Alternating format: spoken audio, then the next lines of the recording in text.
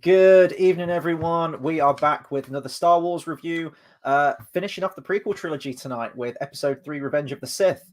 Before we go into it, I think that we kind of have to mention that we lost kind of like, a huge member of the Star Wars cast yesterday with James Earl Jones passing away. Literally right after we got done on our Disney stream, I went onto Facebook and just exclaimed in disbelief and horror, and you were like, oh my god, what's happened? And yeah, we'd literally just finished the stream when we found out. But so it's kind of weird that we were gearing up to see Revenge of the Sith, and obviously James Earl Jones is in this one as well at the very end of the movie. So yeah, just wanted to mention that. I've already done a post on my channel about it, but yeah, it's pretty shit. And Jackson's getting old. You need to stop, because you jinxed James Earl Jones. What was it, about 2 weeks ago?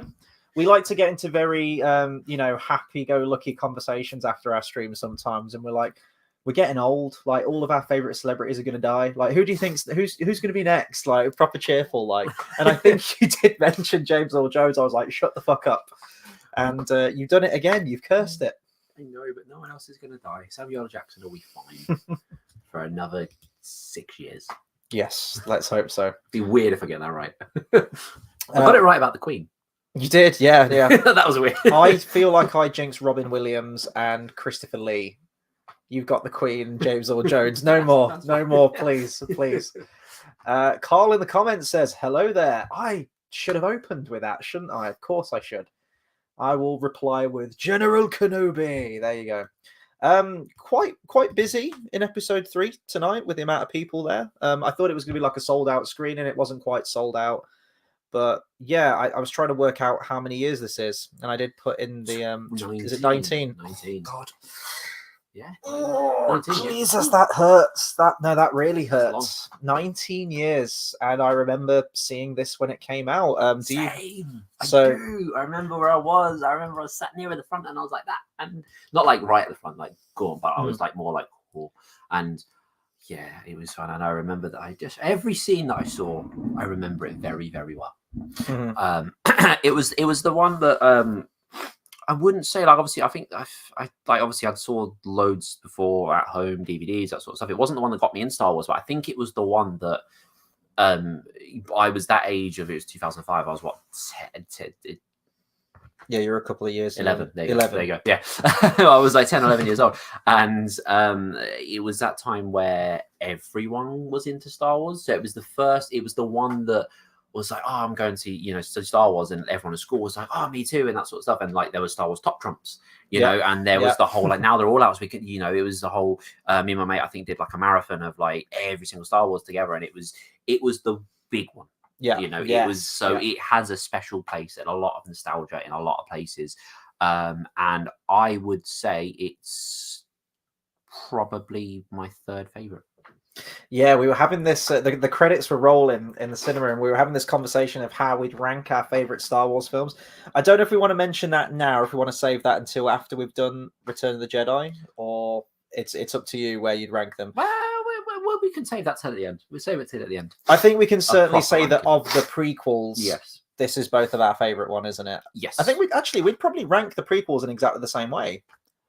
2 at the bottom, then 1, then 3, right? 2, from like worst to best. Yeah. 2 is definitely the bottom. I got a few more comments. 2 is the bottom of any movie ever. 2 is just diabolical. Until Force Awakens, Last Jedi, well, and Rise Last of Jedi Skywalker is only a little bit better. I'm joking. Bath Time says, when you've got a camera, then does it make it weird with eye contact because you should face it? When you've got a camera there, does it make it weird with eye contact because you should face it? Yeah, because I have a habit of like looking at you like we're having a conversation, and I realise, I have a habit of looking into nothing. I'm just going to stare. So I'm actually talking to you right now, Dale, but I'm just going to like stare. I have a habit of looking into nothingness. I'm like, yeah. Cool. So I just. We can scoot this way a little bit. Let's reframe the. Hang on, cinematography. I could do it this way. I could do the whole thing just this way. Oh, forced perspective. Yeah, that works. Carl says, does Sith have the best opening sequence of all the films? Oh, I was actually going to bring up the opening because I distinctly remember seeing it the first time, and you know what? It got me fucking hyped watching it again tonight. I don't know.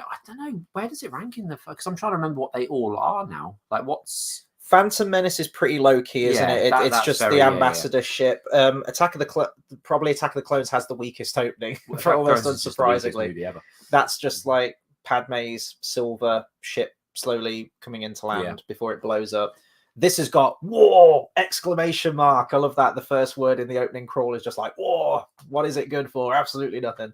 And then episode 4 has got a fucking incredible opening with the Tantive 4 and then the Star Destroyer. Yep.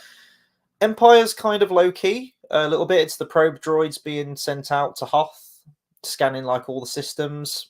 And then Return of the Jedi is Vader's ship sort of like pulling into the second Death Star to give them all a dressing down. Yeah, I don't know. Yeah, it probably does. It is probably one of the stronger ones. Yeah. 100%. It starts, like you say, war, that big, there's no lead up. It's just there, which I think is good. It's kind of like when you listen to like a radio show, it just starts with the song. They don't have to introduce it. It just starts slam in the middle, which works really, really well. The music of this film deserves its own category within this review, so I'm just going to be periodically sprinkling it through. I'm going to say this is probably John Williams' strongest work, if not his strongest work. You need to stop. You need to stop. They do say it comes in threes, though. We've had James Earl Jones. Who's next? Hopefully I don't want to know. Next. That'd be a good one. But John Williams' soundtrack, even out the Star Wars movies, I know he uses a lot of themes that were established from A New Hope and the original trilogy and whatnot, but my God, this is just... It's tragic, it's operatic, it's everything that fits with Revenge of the Sith. But that opening, not only is it as a really cool one shot, and I was just watching it and thinking visually, you know, all of the computer animators and visual effects artists and whatnot, just in that opening sequence alone, let alone throughout the entire rest of the film. But that opening, but it's the music for me in that scene. It's that the Star Destroyer cruising and boom, boom, with like the drums like beckoning you to war. And then the starfighters come in. It's such a great opener. It really is. And the soundtrack's killer in that scene. So yeah, very, very strong opener. I don't know if I'd say it's the best opening sequence of all the films. For me, I'd probably go with like A New Hope. Just classic. That, you know, the first one that started it all. But this would probably be a close second for me, I would say. It's a weird one because the beginning, it's the end of the Clone Wars. And the end of the second one was... it was the beginning of the Clone Wars. So we missed... the whole of the Clone Wars. Yeah. So it started with, all right, here's the end of it, which, it works as a movie. We could have had the Clone Wars in a movie, really. Did you ever see the 2D Clone Wars series? Never seen any of it. We're going to have to watch that at some point. So, obviously, with the computer animated one that came out, the Clone Wars, that's now wiped that old 2D one out of canon. But to me, I actually think the 2D one... You watch like Samurai Jack back in the day. Yeah. So it's the same creator of that. I feel like that Clone Wars series leads better. Well, it actually leads directly into this movie and clears a lot of stuff up for me. So it explains, I think, how Anakin gets his scar. It shows him doing the trials. It literally leads... It shows the Chancellor being kidnapped. It shows General Grievous in action. So it really sets up a lot of stuff. It explains why General Grievous has a cough going into this one as well. I know about bits like that. So like, there's bits like I've read up on. I've just never watched it. Yeah. Where do I start? I just want to go back to like my memories of the film when it was coming out back in the day, and then watching it again now. So, like you said, it was an event, and I was fully aware of it at that time. Phantom Menace was the first Star Wars film I ever watched. That got me into the world, and then pretty much like soon after that, I would have been swept up with the original trilogy right after that film, seeing Attack of the Clones. And I distinctly remember having Phantom Menace and Attack of the Clones on video, and then my original trilogy 1997 special edition box set as well. And there was that missing one, and it was episode 3. And we knew where the story was going to go. It was like, right, so all of the characters in the prequel series are not in the original trilogy, apart from a few characters here and there. So all of them need to die or be explained away somehow. And this is going to be like really geeky now. I used to do like fan fictions. I'd write all my ideas of how I thought the story was going to go. We knew somehow, I don't know if this was in like a trading card game or if it was in a book somehow, but the idea of Obi-Wan fighting Anakin and him falling into lava or getting burned, That was always a thing that I remember knowing about it way before this film came out. And I don't know where that information came from. I don't know if George Lucas let slip in an interview. That's how we imagined I don't know it. where it came from, but wasn't the idea always something to do with like a volcano? Fire, a volcano, and all that kind of stuff, rather than Mustafar, planet, their fire, or like that wasn't, or it was supposed to be that. But I don't know where it originally came from. Because I remember like writing my story and thinking like, right, that the ending fight, like he falls into lava or something and gets, you know, horrifically burnt. Like I had that written down. Well, maybe you came up with it. George Lucas stole it. Yes, maybe. Did I tell you about the guy that told me about that? No. So I did meet a guy that actually was convinced that he created Darth Maul. Because he said that he like literally was ages ago, some random guy. He was like, yeah, I created Darth Maul, and then I got put in hospital and they tried to kill me because I let it slip that I created Darth Maul. So basically, I could have met the creator of Darth Maul. He could have literally been the one. I don't know. But you know, like that in A New Hope, that like sort of elephant-nosed spy droid that like radios the Empire. I just imagine him like drawing Darth Maul or something and coming up with this really cool concept. Said is when he was a kid, it was the demon that used to terrorize him, and then when he described it to his psychiatrist, it was Darth Maul, and then Phantom Menace came out. So it was and the then psychiatrist. And then he got put in hospital. So there was a whole thing about it. It was great. I was like, all right, cool. I was properly invested in the story. It was brilliant. Let's just get to a fefew comments, just because they're kind of piling up now. So. Seaward Man says, face each other. Sorry. Yeah, we will do. We'll keep it naturalistic. Bath Time says, if you had the choice of the watch order for Star Wars, which of the big twists would impact you more, do you think? Vader is Luke's dad or Anakin betraying the council? I think that has been a big topic though, hasn't it? I've always, anytime I've watched them, I've always watched 4, 5, 6, 1, 2, 3. I've always done that. Did I mention the machete order briefly at one point? Like that was a good way to, but wasn't it you that said you don't really agree with that order? I don't agree with that order at all. No. If I was gonna, if someone hadn't watched Star Wars before, I would automatically show them the original trilogy, and then if they were interested, the prequel trilogy, and then I'd say that's it. I've never watched. Well, to be fair, this time I will be 1 to 6. I've done 1 to 6 before. Yeah, I have done that a few times. 4, 6, 1 through. I've always done it like that. I've never. I don't think I've ever watched the machete order. No, I might. I think I might have done once. I can't remember, but it's always been that has been the big surprise thing. Yeah, you know, Vader being his father. That's always been one. I think that hits more because the thing about the original. If you were to watch 1, 2, 3, then 4, 5, 6. I think that it's you know, it can be watched that way. I don't think it's wrong if people like to watch it that way. I personally don't think it, you know, compares, but because there's always something weird about Anakin. He's kind of like, what's his name in The Shining? Oh, Jack Torrance. There's something just a little bit off that when those kind of things happen, it's not a full surprise. So when that happens with Anakin, it's like, oh, you're the chosen one, and he's a little bit like, I was like your feelings, and he's this and he's that, and it's kind of like, you know what? Not fully surprised. Maybe that was also just because I knew it was happening. So maybe I'm kind of, my brain's kind of programmed to think that. But I do think there was always something off with him. So there's less of a surprise watching that way. And also you get told in A New Hope, right? When Obi-Wan's talking to Luke about the Force and everything, he says, Darth Vader, who was a pupil of mine before he turned to evil, helped the Empire hunt down and destroy the Jedi Knights. We know that, you know, Luke is the only Jedi Knight, really, apart from Obi-Wan and Yoda. There might be a few other survivors out there now with all the new canon and stuff. But at that point, it felt like Luke was the only hope. He was, that boy is our last hope kind of thing. So we knew that all the Jedi were gone anyway. And Anakin becoming Vader feels like a foregone conclusion. So, yeah, for me, it's like the big twist is Vader. If you were to not know about the others, though.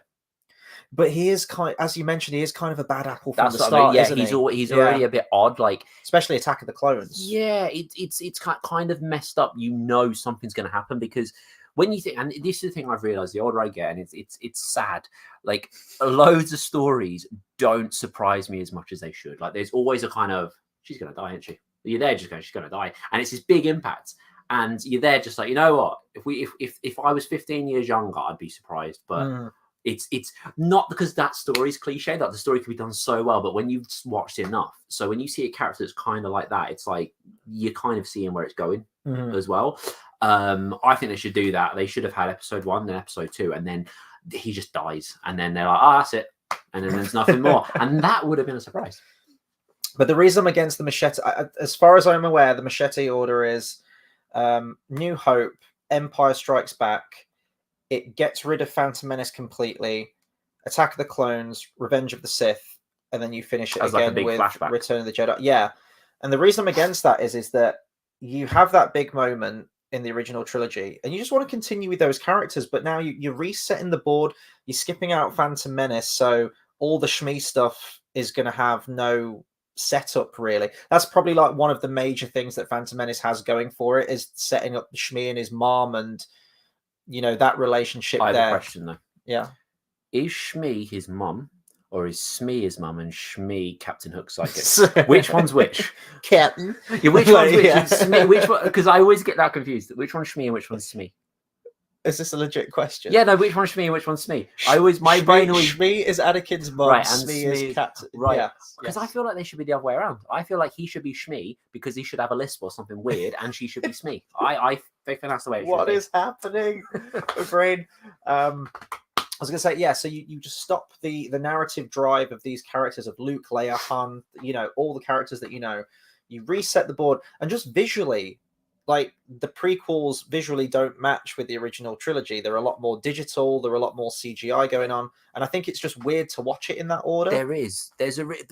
Speaking of that though, the reason I read it, I always kind of I always kind of knew this was like the reason, but the prequels were always looking better, not just because they were made many years later, but because it's supposed to be a whole. This is when the world was good. Mm-hmm. And they, and it's got that less of a grainy feel because now it's like the world in turmoil.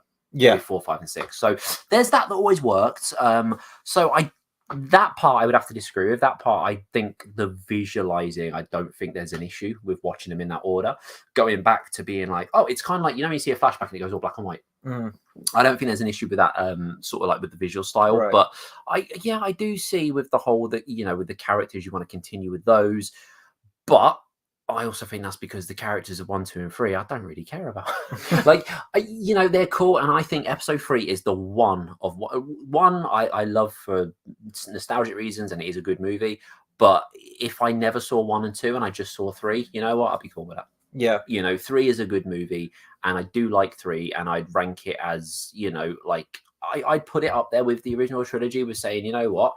1 and 2, yeah, they had a lot of faults, whereas 3 didn't have it had some, it had quite a few, but it didn't have anywhere near as many. I would say it had only a few more than number 6.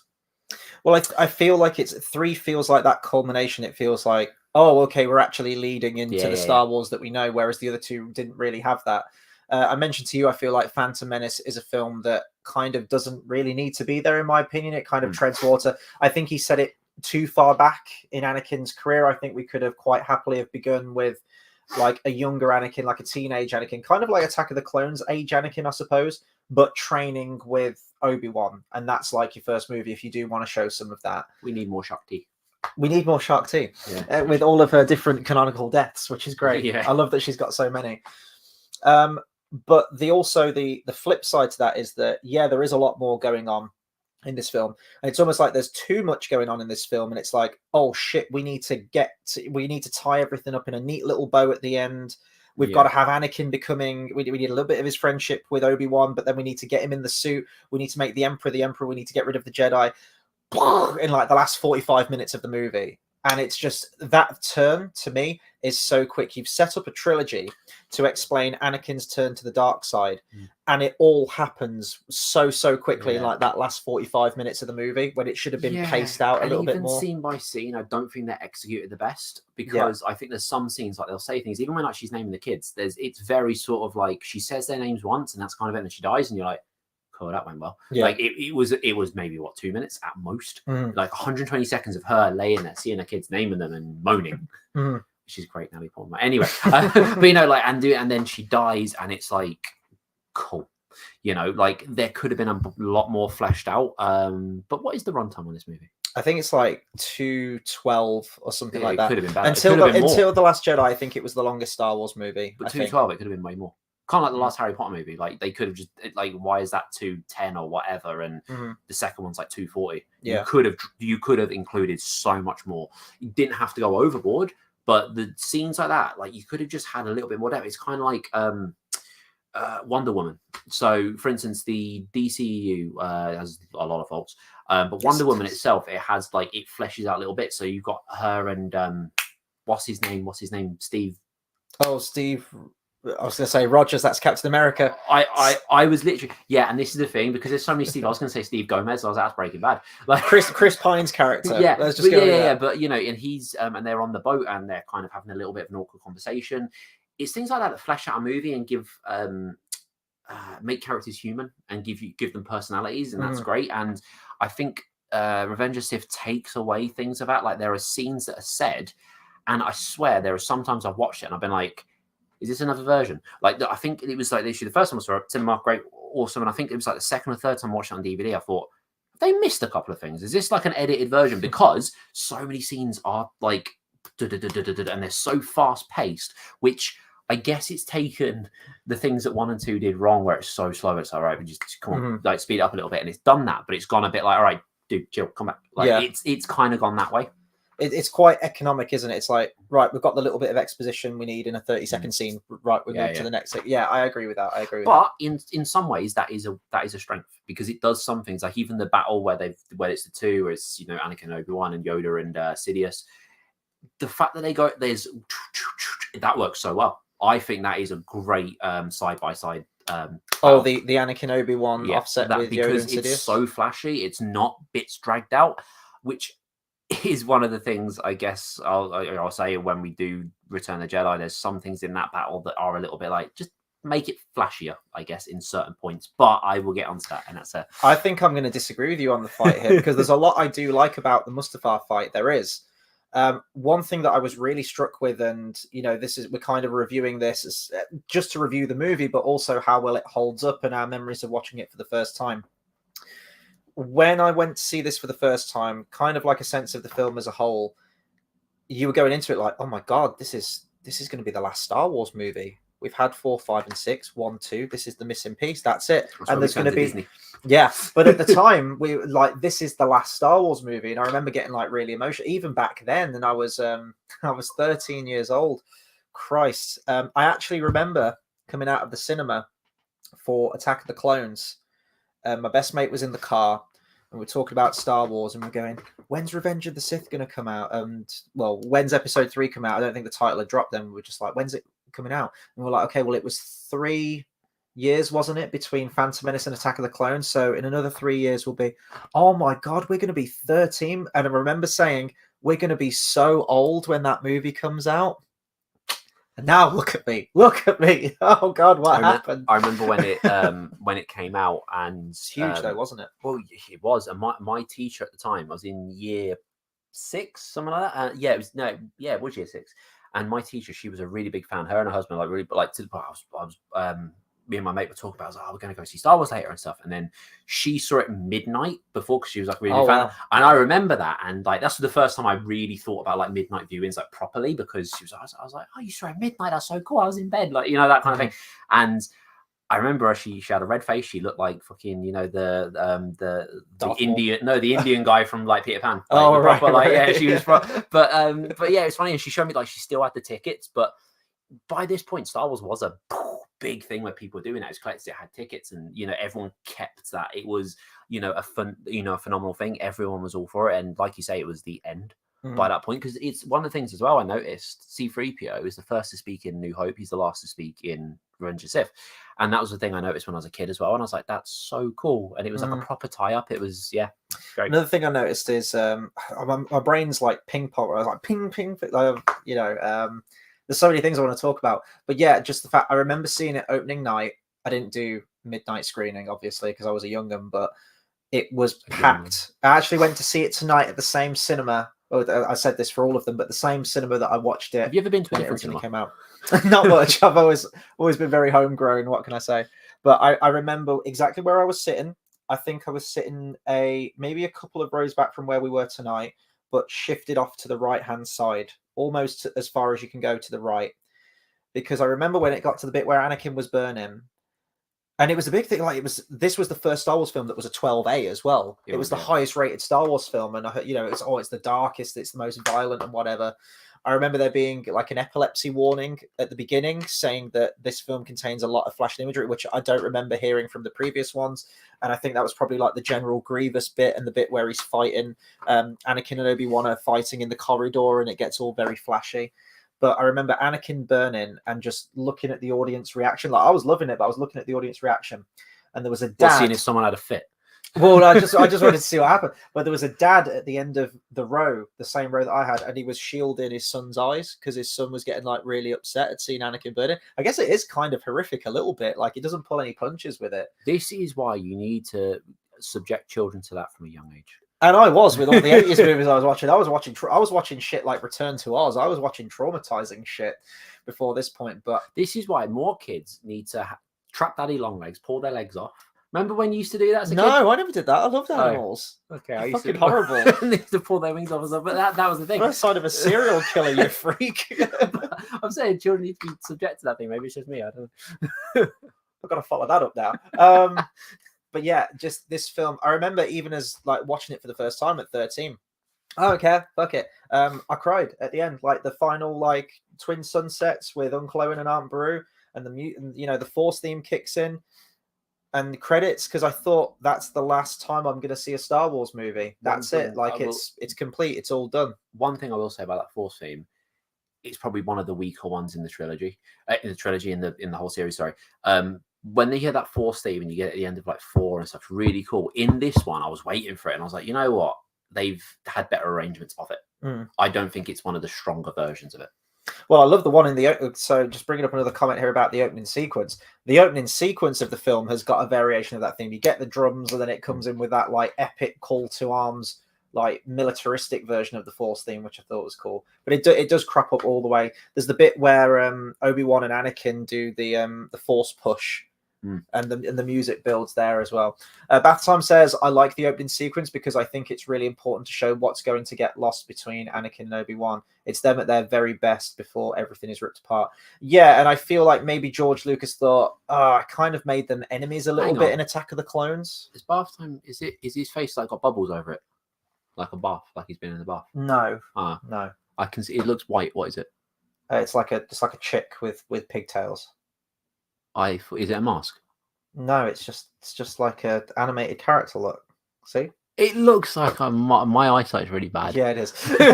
Anyway, you really should stop masturbating. Yeah, and I wonder if that's a bit of sort of like George Lucas trying to play catch up a little bit, maybe, because we never really got to see, and even kind of in this movie, we never get a solid moment where you have Anakin and Obi-Wan as best friends, especially in A New Hope, where he's waxing philosophical about his days, and he was a good friend. I never got that sense. They'll say goodbye, old friend, but I never really truly felt that connection, because in Attack of the Clones, Anakin's just pissing and whining and bitching about Obi-Wan all the way through and seems really villainous. And we get all these moments where they refer to fun times together, where he says, "I'm not saving your skin for the 10th time, 9th time. That's business on Caton and Moidia. Doesn't count." It's like, great, cool. We never saw any of the Clone Wars where, like two brothers in arms fighting, that's where you could have had the real, the meat of their friendship and camaraderie developing throughout that. But unfortunately, we don't get to see it. I've got a comment here from Travis Mitchell, who says, "How's it going, guys?" I'm doing very well, thank you, man. Hope you're doing the same. The fight on a volcano was from the novel for Return of the Jedi by James Caan. Oh, okay, yeah. So I always remember it being in the back of my mind somewhere. Seaward Man says, "How long am I going to keep that box?" Until I can think of where I can have the wall space to put that up. Until then, the box remains. Just build a new wall.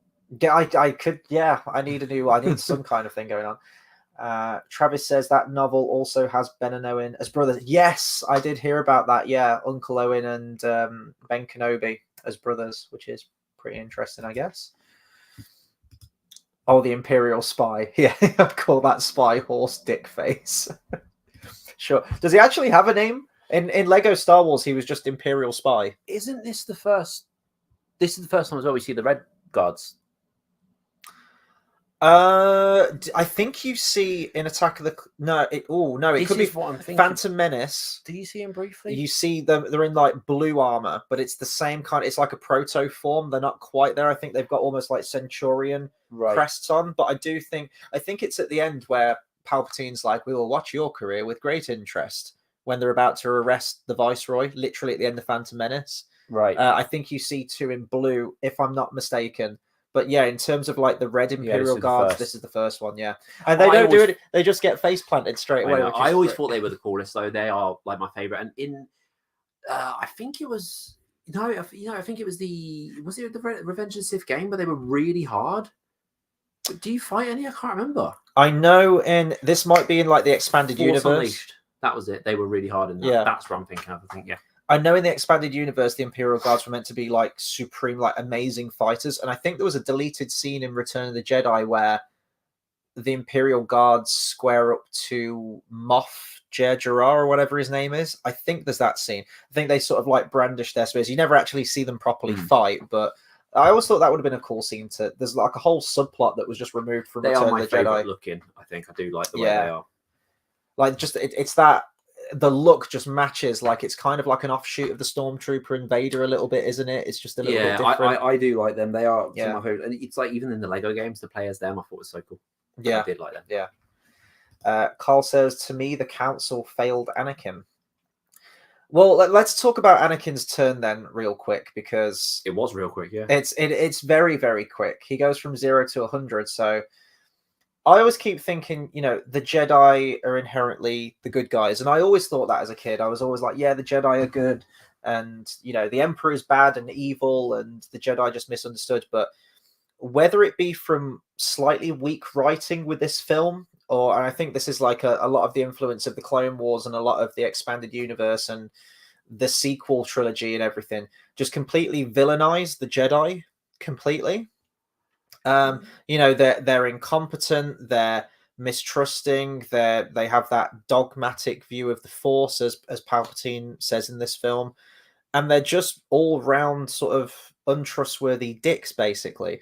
And I don't like that. I like the Jedi being inherently the good guys. I never saw them like that. I never saw it like I get what he says, but I never saw it like that. I saw them as still they were the peacekeepers. Yeah, they were exactly. Basically monks. Like they didn't. There was the whole, no attachments, no feelings, all that sort of stuff, like monks, but like the proper peacekeepers. The whole, even when the weird thing is when he says like only a Sith deals in absolutes, that I don't agree with. Though I feel like the Jedi are more kind of like that in a way, because it's like, well, no feelings, none this, none this. It's basically that's one bit I did disagree with. I thought, but that's kind of like a Jedi though. I feel like. Or maybe it's just because maybe I agree with the Sith more. I don't know. I'm like, well, it's easy to do an absolute, really, isn't it? Because otherwise you're there going, oh, thoughts and feelings, and that's what the Jedi's against. So it's better to be like, you do this, you don't. Yeah, that's it. There are some bits of really like there's a lot of George Lucasisms. There's a lot of great ideas. I love the overarching story. George Lucas is a master storyteller, but there are some moments of weak writing in this. For example, the Jedi. Give Anakin the task of spying on the Chancellor and reporting on his deeds and everything like that, and putting them together. That's the Council's decision. In the very next scene, you have Mace Windu saying, it's very dangerous putting them together. I don't think the boy can handle it. I don't trust him. Then why did you fucking put him with Palpatine then? If you knew it was a bad idea and it didn't feel right, you still fucking did it. I always saw Mace Windu as a bit of a dick, though. He was a bit like... I want to say a bit like, when you get that teacher that's like, they'll make you do things, they'll set you tasks, but they'll make you feel like, oh, yeah, but you're not that great anyway. And I'm there like, what the fuck you making me do this then? Like, like you said, like that, like I felt like that was a very Mace Windu-y thing. He comes across as a little bit of a prick, and he's not the most. He's not unlikable, because a lot of people like him, and there's a lot of like, I think he's really cool, but there's some stuff he does that is a little bit unlikable. It's a bit like you're a twat. Not that I don't like having him around, not unlikable to that extent where it's like I just don't like the character, but just kind of like, you know what, I would rather not know you. Yeah, that kind of thing. Once again, I mentioned this with the prequel films. The Plinkett reviews, whilst I don't agree with every point, I do feel like Plinkett brings up Red Letter Media brings up a lot of good points about the film. And there's a lot of good points that they bring up about this film, in particular with Palpatine and how the Jedi go about arresting him. Why don't they do it in public? Like while he's in office? Why is he going to like reveal himself as a Sith to everyone there when he's about to be arrested and imprisoned?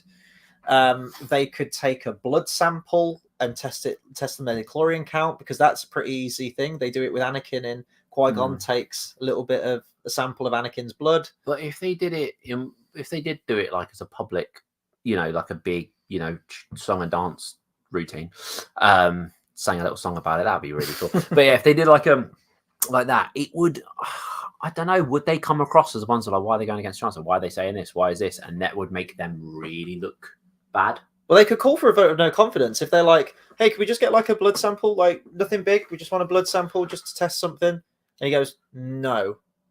It's like, why? What have you got to hide?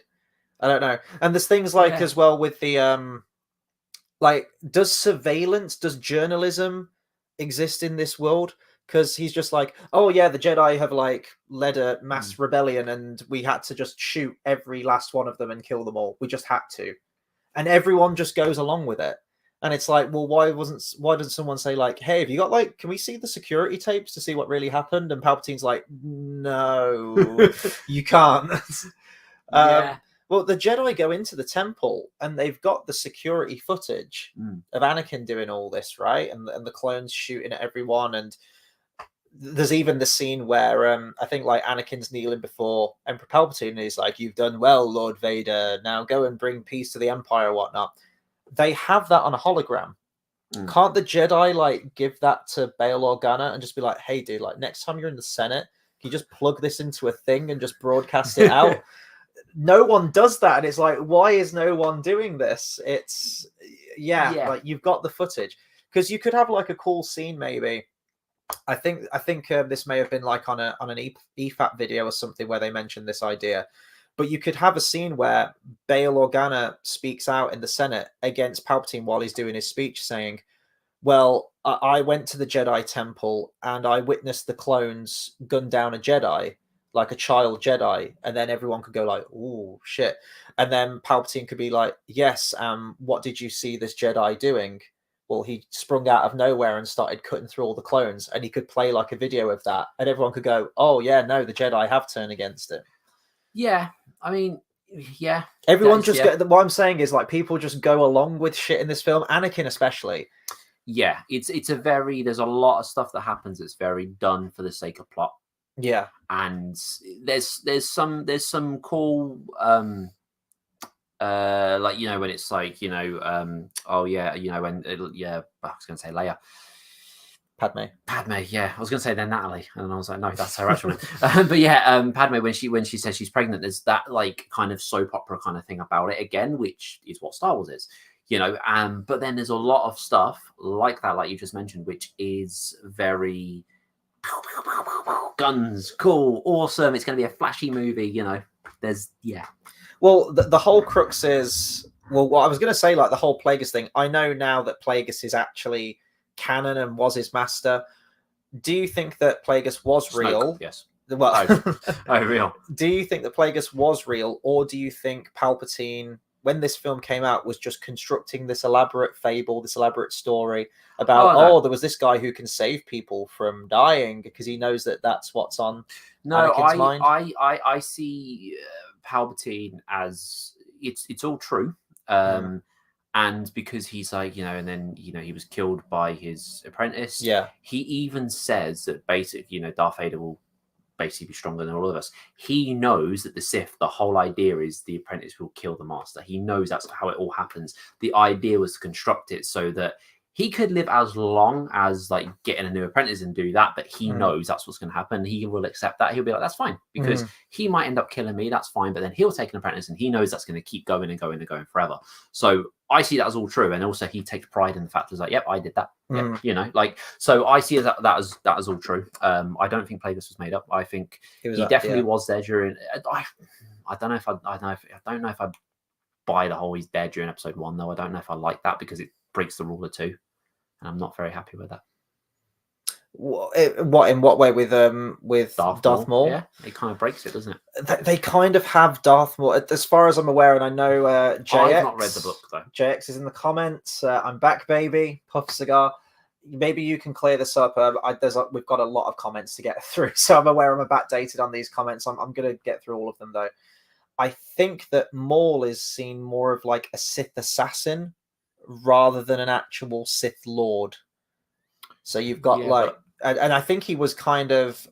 I know that Plagueis was aware of Darth Maul, but I think, as I say, he was kind of like a hired gun. He was trained in the dark side arts, but he wasn't actually a full blown Sith Lord. He was like a means to an end. I think. But I see what you're saying. But I've not read the book, so I can't have a true opinion on it at the moment. But yeah, Anakin's turn. So he's all like, "Oh yeah, Darth Plagueis could save people he cared about from dying, but not himself. He taught his apprentice everything he knew." And then that's the whole reason that Anakin joins Palpatine, is because Palpatine is like, use my knowledge, the power to save Padme. And as soon as he kills Mace Windu, he's like, just help me save Padme's life. And he's like, to cheat death is a power only one has achieved. But if we work together, we can totally discover the secret. And this is what Plinkett says in his review. He's like, wait a minute, you said you knew how to do it. Padme's got a very big baby bump right now. She's like due to give birth in like a week or so. I think that's more of a manipulative thing of like, okay, we'll work together and do it. Like, I'm not like, I think but she's about to pop like tomorrow. Like, what the fuck? Like, we did like, let's get. And then he's like, oh yeah, go and kill like all the Jedi. Yeah.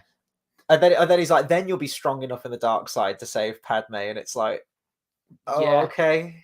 I think that's more. There should be questions here. I think that's more of a manipulative thing, though. I mean, it is clouded. But Anakin should go. Yeah, but he's too clouded. He's too like he as a kid. It was so cool because that's a kid man. If I was if he's a child, that's how he would think, and I think he's got a child's mind in a lot of this. He is literally like, the film feels very like it is for children in a lot of ways. Because it is in a way, but like it feels very like that because of that not shallow, what's the word, but that surface level stuff where you think, oh, maybe he should think this, but he's got that mind where you think, well, if a kid would think like this, and that's what he thinks. If that makes sense. I guess so, yeah. But then he's like, you've got to kill all the Jedi, and it's just like, oh, okay, Anakin is immediately against the Jedi, and they all need, like, he might disagree with them, and he feels like the Jedi Council are shunning him a little bit, but to the point where he's just like, they all must die, including the younglings. Like, I don't like Anakin killing the younglings. I think that almost makes him completely irredeemable at that point. So you have all of that, and then he's like, after you've done that, you've then got to kill all the separatists, and then after you've done that, it's fucking hell. Like, what else? Jesus Christ. So it does feel very quick, and I do think that this should have been spread out a little bit more, or maybe written with Anakin having a little bit more agency than he does.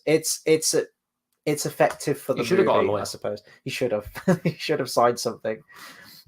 Travis says, it's well known Spielberg ghost directed some scenes, mainly the chase with Grievous. A lot of this film has that Indiana Jones vibe with the comedy and action. The whole opening of this film on the invisible hand, General Grievous's ship, feels very much almost like a Bond opener to me, like a cold opening. You open with a bit of an action thing to get you into it, and then I always wondered who did the interior design of that place, because it's quite nicely done. It makes the opening of the film though makes no sense. Like, what was Palpatine's plot here? Because he says like, oh yeah, kill Dooku. But then he's like, well, he kind of needs Grievous dead as well, because then they can end the war. But like, Grievous is there, and I think it's one of those things to Grievous show. does nothing in that bit though. Like, he brings them to the command ship, to the like the captain's chair, and he takes their lightsabers off them, and then reveals that he's got like some extra spares. And then they all start fighting, and they fight his bodyguards, and Grievous just fucks off, camera left, and does nothing. It's like, well, you could jump in with your lightsabers and just like cut them up. But all that whole time throughout the opening. Speaking of things that could jump in with lightsabers, again, Yoda shouldn't have until right at the end, because he jumps on, like, he pulls out his lightsaber, he beheads the clones and stuff. It should have been a whole Force thing to show how he is so strong with the Force. And then at the end, when he reveals his lightsaber, it's like, now we can see him fight. Whereas that wasn't a big reveal because we'd seen it in the previous one. We've seen it in bits on this, but that should have been left to right at the end. Mm-hmm. Yeah, I mean, that conversation as to whether the Emperor and I think we had this conversation actually in Attack of the Clones. Should Yoda should Yoda and Palpatine even have a lightsaber fight, or should they just be? They both should, but Force just one on one, users? just one on one. Yeah, because the fact of because when he pulls out his lightsaber and jumps at Kit Fisto, Mace Windu, and then like when he does that, it's not too much. I think. The corkscrew and the bit where he does like the little Yoda hop off the little podium thing. Yeah, I mean, the reason I don't hate it is because it just instantly just shows like, okay, he's quite powerful. I thought it was a bit weird in the sense of when he kills them, they're kind of just stood there like that. I hate that. And I hate that like, so much. If you moved, you'd be fine. But how sick would that have been? You'd had like a 4-on-1 fight with them. But you didn't. They were just like, and then that was it. I love Kit Fisto. Like Kit Fisto's my boy. Plo Koon and Kit Fisto are my favorite too. So I like that Kit Fisto lasted like 2 seconds longer than the other ones. But he's still, he does. And then he does the Lego scream when he dies. He does it properly, But I did hate that in the sense where they just stood there like that and then they die. But what I didn't hate was him jumping off with the lightsaber. I thought like, okay, cool. And then it kind of shows he's powerful. But I do think both of them having that lightsaber fight literally together at the end, kind of, because it's like when Yoda says, Obi-Wan's not strong enough to fight Palpatine. It's like, okay, cool, so Yoda is, and then they pull out a lightsaber. It's like, okay, cool, so they can both fight. I thought that was cool. I think it would have been cooler if Yoda had the lightsaber but Palpatine didn't, because then it would show like, yes, Yoda's got, it's like, all right, cool, he's got powers you haven't seen, and they're kind of on par with that, but Palpatine doesn't even need a lightsaber. It kind of shows that. I think that would have been cool, but I think we should have kept that to that though. There were no lightsabers until that point with them.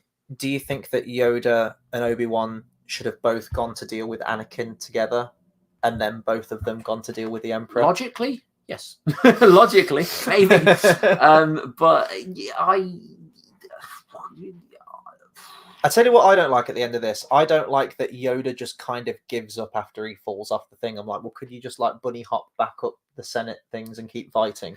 He just gives up and he's like, failed I have, into exile I must go. I'm like, oh, so you're kind of doing a Luke in The Last Jedi. No, you're just fucking giving up. Because we know that we need to get Yoda at Dagobah, and there's actually a deleted scene that was going to be part of the ending montage of this where we tie everything up. You were going to see his little spaceship egg thing like land on Dagobah and him land there, and he's there from the end of this movie all the way up until episode 5. I always sit here. But I kind of like the idea of Yoda's going to go take care of some shit. He's going to go off and do some other things before settling on Dagobah or hiding out there. But it's like, no, I didn't beat Emperor Palpatine, so I failed. I'm not even going to try and track down and hunt down any other surviving Jedi. I'm not going to make any calls or anything. I'm just going to fuck off to this swamp planet. I'm just going to stay there.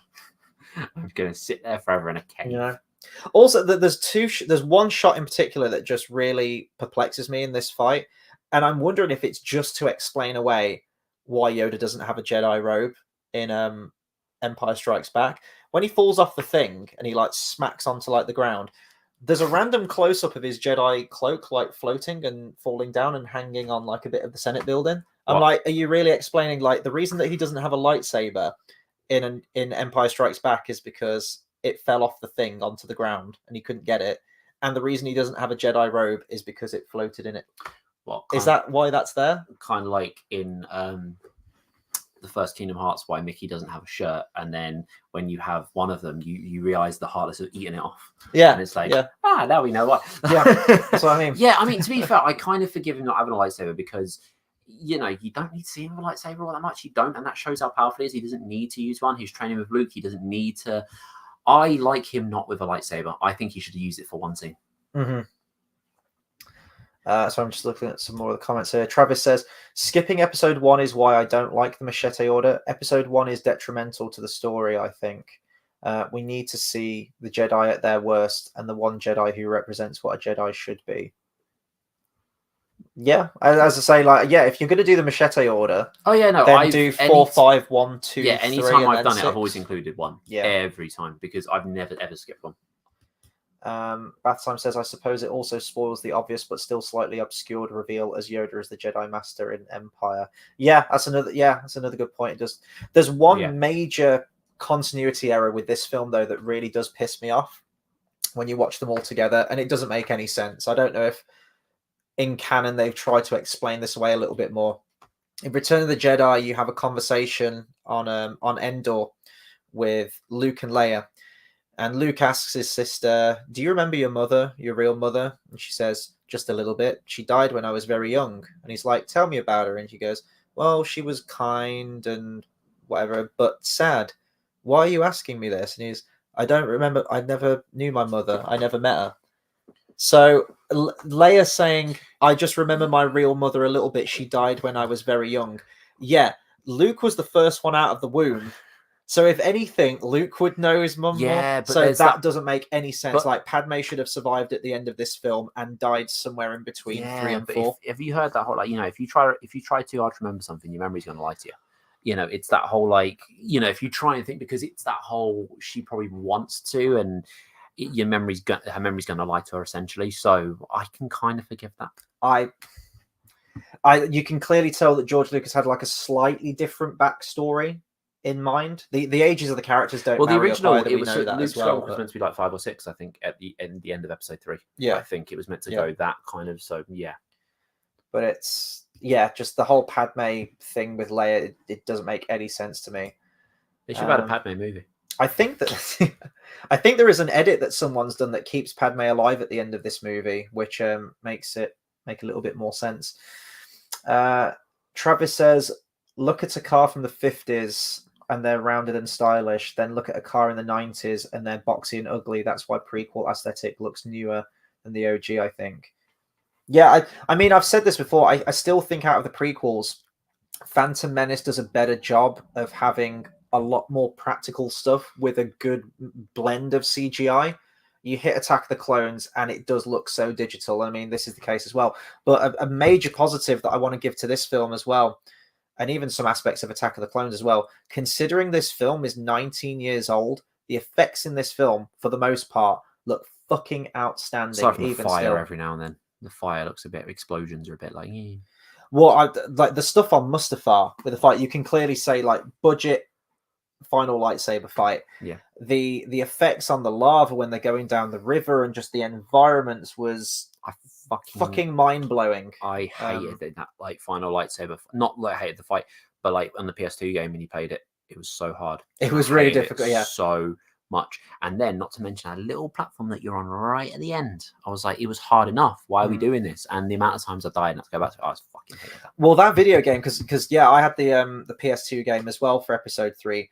That game, and I don't remember playing it ages before, came out months and months before the final film came out. And it was back when games used to have, when there were more movie video games, but they also had clips of the movie in it. Yeah. I remember, because I remember watching it tonight as well, there were certain points when that I remember seeing in the video game as well. That happened after this level. Like, it was back then. And there's certain clips in the video, in the cutscenes, that didn't make it into the final movie. For example, there's a bit where where you have the boss fight where you fight Count Dooku on the invisible hand. They're like, "You won't get away this time, Dooku," and they ignite the lightsabers. And then in the final film, they just fight. In the video game, there's an extra line that Christopher Lee has where he says, "Just because there are 2 of you, do not assume you have the advantage." And then it goes into the fight. And I remember playing the game and then the final film, I'm like, but there's an extra line there. I can probably see why they cut that line, because him saying, "Just because there are 2 of you, don't assume you have the advantage." Well, there was 2 of them that fought him in Attack of the Clones and they both got their asses handed to them by Dooku. Yeah. So I can probably see why that line doesn't work. But then there's like huge parts with like entire boss battles. So there's a whole part where Anakin fights Mace Windu. One in the office. That was hard. Yeah. That was difficult. And then in the final movie, it's just like, you don't get that. So I can imagine if you played the game, but you honestly, you'd have like the cliff notes of the entire movie spoiled for you already, but like months before the film came out. You'd never get that in a video game now. No, that was never get that. It was such a good game. That was hard. Like, I'm having PTSD thinking about Mace Windu fight. That was difficult. I think that was the turning point of the game where I went, this is fucking difficult now. Bath Time says, "Phantom Menace surely works mainly to establish there's no one before Anakin and establish themes such as master and apprentice, etc. I think it's probably needed. Yeah, the one thing that always hit me was in Phantom Menace, they just throw the word Sith around to explain the dark side. And I was like, well, they've never referred to them as Sith before. And then years later, I saw, the deleted scene from A New Hope where they talk about Darth Vader being a Sith Lord. I was like, oh, shit. I'd love that scene to be put back. Yeah. I think that should have been put back, though. Yeah, I mean, of all the scenes to put back in, I think that one would be cool. It's only a few seconds, and it's great. Yeah. Bathtown says, and I think it enforces the tragedy and the little definition of a story with an unhappy ending. You know that boy's going to murder everyone, and it reinforces this. Yeah.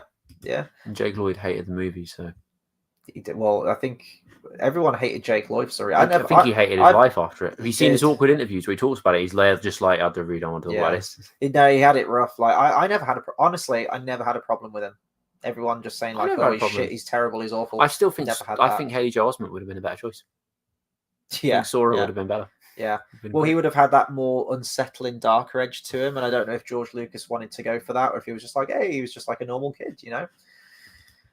Travis says, in the concept art book, there's a lava dragon who comes out during the Mustafar, Anakin, and Obi-Wan having to team up to fight it. There's also a scene where Palpatine reveals his plan to Jar Jar. Well, I would love the revealing his plan to Jar Jar. The dragon would not make sense. That would just, that would fuck with it. I don't like that. One thing I was thinking about in this as well was, is it Masamida or Amida or whatever his name is? The blue wizard guy who hangs around with Palpatine. Order him in the Senate. No, I don't remember. Clearly, he knew that he was a Sith Lord, right? Or was at least cool with it when he revealed himself as a Sith Lord. Yeah. Also, question to you: Palpatine goes from normal Ian McDiarmid face to Monster Mash. Now, does he turn into Monster Mash because Mace Windu is redirecting the lightning back on his face, or is the monster version the real form of Palpatine, and he had like a facade, he had like a masquerade spell on him to look normal? No, I think I see, because the thing is, it's kind of like you got a thing like Darth Vader as well, like Anakin. He is just human. I see that as what Palpatine was. He was just human. He was just whatever. That was the lightning being, reflected or whatever. I hate that though. But Anakin and Luke get electrified throughout the saga, and they don't turn into creepy puffy monster face. I know, but Monster Man is a better villain than Human Man. I just thought he was old. Like when you watch Return of the Jedi, I just thought he was old. That's their way of going, let's do that because that makes him look older and he's Monster Man. Like it just has that, but I think it's just the lightning thing. I hate that. I think, I don't like it either, but I think he should just have normal human face. I do love some of the honestly, like even the crummy dialogue has some oldie worldy charm to it. It's very theatrical, but especially in that back and forth. I remember watching it for the first time and everyone laughing, and you could hear a few people laughing now where Ian McDiarmid randomly goes into like, no, you will die. And he's a traitor. This is the thing I've always not sure. So when he like actually kills Mace Windu and throws up, does he say ultimate power? Unlimited power. Does he actually say that though? Because it's so muffled. Yeah, he goes power. Yeah, and then he goes unlimited power. I thought because every time like you play the Lego game stuff, he says it, and I'm like, every time I play it, I'm like, does he say that? And then I watch it again, I'm like, it's so hard to hear because he says it so muffled. I'm like, is that actually what he's saying? It's weird. And unlimited power. It's so cheesy though. But then I know that's why it's great. If I was to like kill someone with like a chainsaw or something, I would I would say that just because I'd be like, oh fuck it, let's just go with it. Like, you know what I mean? I'd be like, I get the chainsaw and I'd say like unlimited power, like just because why not? You're gonna kill someone anyway. So yeah. I say chainsaw just because with a knife it's just not as cool, is it? Chainsaw, like if you gotta do it, you gotta do it, innit? Gotta go full Leatherface. Travis says, talk about it old. The Force Awakens will be a decade next year. Yeah, no, you're right. I don't want to do a review on that next year, 10 years later. Didn't happen. Fucking hell. Didn't happen. Yeah. Movie didn't happen at all. Hey, Seaward Man says, Dale, you too funny. Which one's Seaward Man? I know the name. But which one was like, what's his name? What's his real name? I don't know. Seaworld. I just know him as Seaward Man. Well, Seaward Man, What's your real name? I don't know if SeaWorld wants to divulge that kind of information. No, I'm going to call you Dave. Dave. His name is Dave. Okay. Because it's like Dale. We can be similar. It's great. Beth Time says, what I really appreciate about the Anakin burning segment is I think we can all agree it's symbolically similar to Dante's Ninth Circle of Hell, and in the Ninth Circle are Judas, Brutus, and someone else. Yeah, I think, the whole circle motif, I watched a video on YouTube, circles play a big part in George Lucas's imagery, certainly in the prequel trilogy, but all the way through the films. So, yeah, and I think it is very, biblical in nature. There's definitely a lot of elements to that, and it's sort of like a Shakespearean tragedy in a lot of ways, and he's borrowing from a lot of these ideas too. So, as I say, like, George Lucas is a master storyteller. He really is. Sometimes you just got to like rein him in with a couple of ideas. You got to like go, that's good, but how about we just veer off and do this a little bit? I agree, but not good at telling them. Yes. In a lot of ways. Yeah. It's kind of like he'll have an idea, and sometimes good twists and turns with the whole obviously Darth Vader, Luke's father, all that kind of stuff, and he's good at telling that sort of soap opera stuff. But sometimes, like you say, there's kind of things that I think just to have someone there to be like, you know what, I've got a better way we can do this, and someone to work with to execute it better, because I don't think he's the best at executing a storyline. He knows where he's going with it, and there's some things you go, that's a good idea to go with this. But getting from A to B, I think is where he struggles. But don't we all? Sometimes I could understand why, because he's got the big kind of, and then it's getting from A to B. It's like, I see the expedition you're going for, but and it's kind of like, he is good. I just think sometimes he does good ideas, and sometimes he does. I think if he didn't come up with Star Wars in 1977. Like, he got lucky at the time he did it, kind of thing. I think he'll always be sort of like, he's good at doing this and good at doing that. I think he just got lucky with the timing of when he did things. Yeah, absolutely. What do you think to General Grievous's character and the whole ending the war and Utapau and that whole side quest that Obi-Wan goes off? We're separating Anakin and Obi-Wan again, like we did in Attack of the Clones, because you have Obi-Wan bombing off to Geonosis with the whole They don't really know each other. They don't really know each other. They probably spend more time off, like, separate than together. But yeah, thing is, I don't dislike General Grievous' character, but I do find him as he's the comic effect character. He's your Saturday morning cartoon villain. Like, I'll get you next time, kind of. Yeah, he's not really like. I feel like if he wasn't there, the movie would be fine still. I agree. It almost would turn out exactly the same. Kind of like if Indiana Jones wasn't there, the movie would turn out exactly the same. Like, I feel like maybe not exactly the same, but I feel like he isn't needed. But I like him. I like that kind of, it's that kind of, like you say, Saturday morning cartoon. It's that subplot of, just another thing happening that isn't always boom, boom, boom, boom, boom. It's like, because there's so many fast-paced things, and the General Grievous stuff isn't that. It's that kind of derail from it, which I think is nice. I do think the prequel trilogy, I mentioned this before, has a villain problem in that you get a lot of really good ones. And I think if you'd have stuck to one and had them be like an overarching villain throughout, it would have been real strong. This is the thing. He could have been, if he had shown up in episode 2, cool.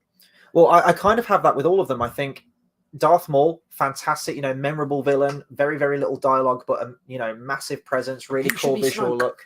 He should be Darth Maul is Snoke. Yeah. I have seen that theory. I haven't.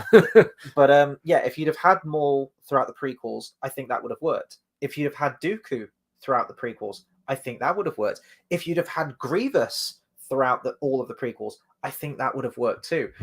And it feels kind of frustrating because we get like little bits with these three villains, and it's like, well, it's fine, but I kind of want more. And I know what George Lucas was trying to do. I've seen this theory out there, and I think it's a really good theory in that all three of the villains I just mentioned, Maul, Dooku, and Grievous, show the three different sides to what Anakin will become the amalgamation of with Darth Vader. You have the badass Sith assassin, get the job done, intimidating character. You have the fallen Jedi. Yep. And then you have the cyborg, the machine. Yeah. So I totally see that, but it's like, oh, we're introducing this new General Grievous. Who is this General Grievous character then? Yeah, I think. And even then, he could have been, dealt with better in the second one. Yeah. Like he could have been in the second one. I know he's in Clone Wars, and I know that's very sort of like, but we could have seen more of him. But I do like the way he splits up the movie. Right. It has that from the to a little bit of a fleshed out kind of, okay, there's some cool stuff, and it's like you say, that Saturday morning cartoon. He's not needed, but not everything in a movie needs to be needed. Not everything in a book needs to be needed. Not everything in games needs to be needed. That's why games have side quests and stuff. He's that side quest. He is your Skyrim Champions Guild. He's a side quest. He's got a quest line, and he's there. And maybe he has a little bit of impact on the plot here, but like he's that, and he's fun, and he's not. I would not want to see him, but him not being there wouldn't make too much of a difference. Obi-Wan has another really stupid moment in this film, similar to Attack of the Clones, where he just dives headfirst out of a window and grabs a hold of that droid. In this, he's just rode that dinosaur, and he's found General Grievous, and he's stood on top of the rafters, and he's kind of stroking his beard, and he's assessing the situation, and then he just fucking jumps down in the middle of 1,000 battle droids. They could have all just like whipped around and just gunned him down there and then. Or General Grievous could have just cut him down. But instead it's like this machismo, fight me, one-on-one kind of thing. And like Obi-Wan's kind of down for it, this one-on-one duel. But the guards, I hate the guards because they were so difficult in the game. Yeah. Again. Not in the movies. They get taken out pretty quickly in the movie. Yeah. Done. So I think, if you were going to like re-edit the scene, how would you make Obi-Wan act a little bit more cautious and thoughtful? You'd wait for the clone troops to deploy first, and then he jumps down into the fray once backup's there. I would do a Batman hanging from the thing, and then just swoop down, kill one. Where'd he go? Yeah, I don't know. There's someone in the shadows. I'd do it like a proper But that's actually a special edition change to this movie. They added voices to the clones when they rappel down.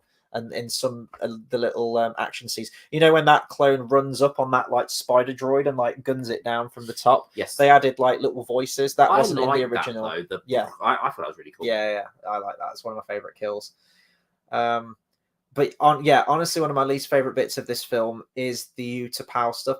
I don't mind the cultural stuff because it's kind of like this prehistoric kind of thing. You've got this hangar, and you've got hangar bays that are made out of the skeleton of like dead beasts, like almost dinosaur-like bones or something. It's the Bane cave, isn't it? The Bane. Prison. Yeah, the prison. Yeah, and you've got the Powans riding around on pterodactyl-like things. Obi-Wan's riding around on a dinosaur, and they've even got like the little proto feathers on there. But the image of Obi-Wan riding on this lizard next to General Grievous in a spinning like hamster wheel thing. I hate that the hamster wheel has got legs. And it's like it can walk and it can like jump and bound like a fucking rabbit, but then it's also a wheel. I just hate the design of that thing. Looks like shit to me. I hate it so much. And it's just, I'm like, okay, so the boga lizard is running at the same pace as this speeding hamster wheel thing, and I mean, I find the fight. Had the Lego of it. I remember that. Oh, did you? Lego set of it. That was cool. Yeah. So I like. You're a bit biased. Yeah, fair enough. And then I just find the fight with General Grievous and Obi-Wan Kenobi really lackluster. There's the bit where he pulls out the 4 lightsabers, and you think, oh shit, okay, here we go. And he just takes out one of the lightsabers down to 3, and then very quickly just takes out another one. He's down to 2, and then that's that over with. And then they have like this fist fight, and General Grievous could like fucking crush him like a Terminator, but he just keeps throwing him around. You've seen the edit of 4 where Obi-Wan versus Darth Vader, and they've edited the lightsaber battle. Too much. Too much. Well, this is what I was going to say. So the original idea of the lightsabers was supposed to be they were really heavy. It was supposed to be slow, but it was like, well, we can't really do that in the prequel trilogy because otherwise it would just be more blasters. It'd be this, and then if they did that, it wouldn't be able to have the big lightsaber fights. I think it should have been. Yeah, I get you say it too much, but I think they should have had more like that in episode 4. It's more kind of like, well, these two are on a different level. It was 1977. Yeah, I know, but they could have, and someone could have thrown a rock like, woo, and I'd be like, yeah, like the Force, or some rewind, they could have. Fine. They are, fine. But it doesn't add up with how everyone is. Well, that's the fault of the prequels. Then rein the prequels in a little bit. Yeah, I know. I'm just making a point of that would have been cool.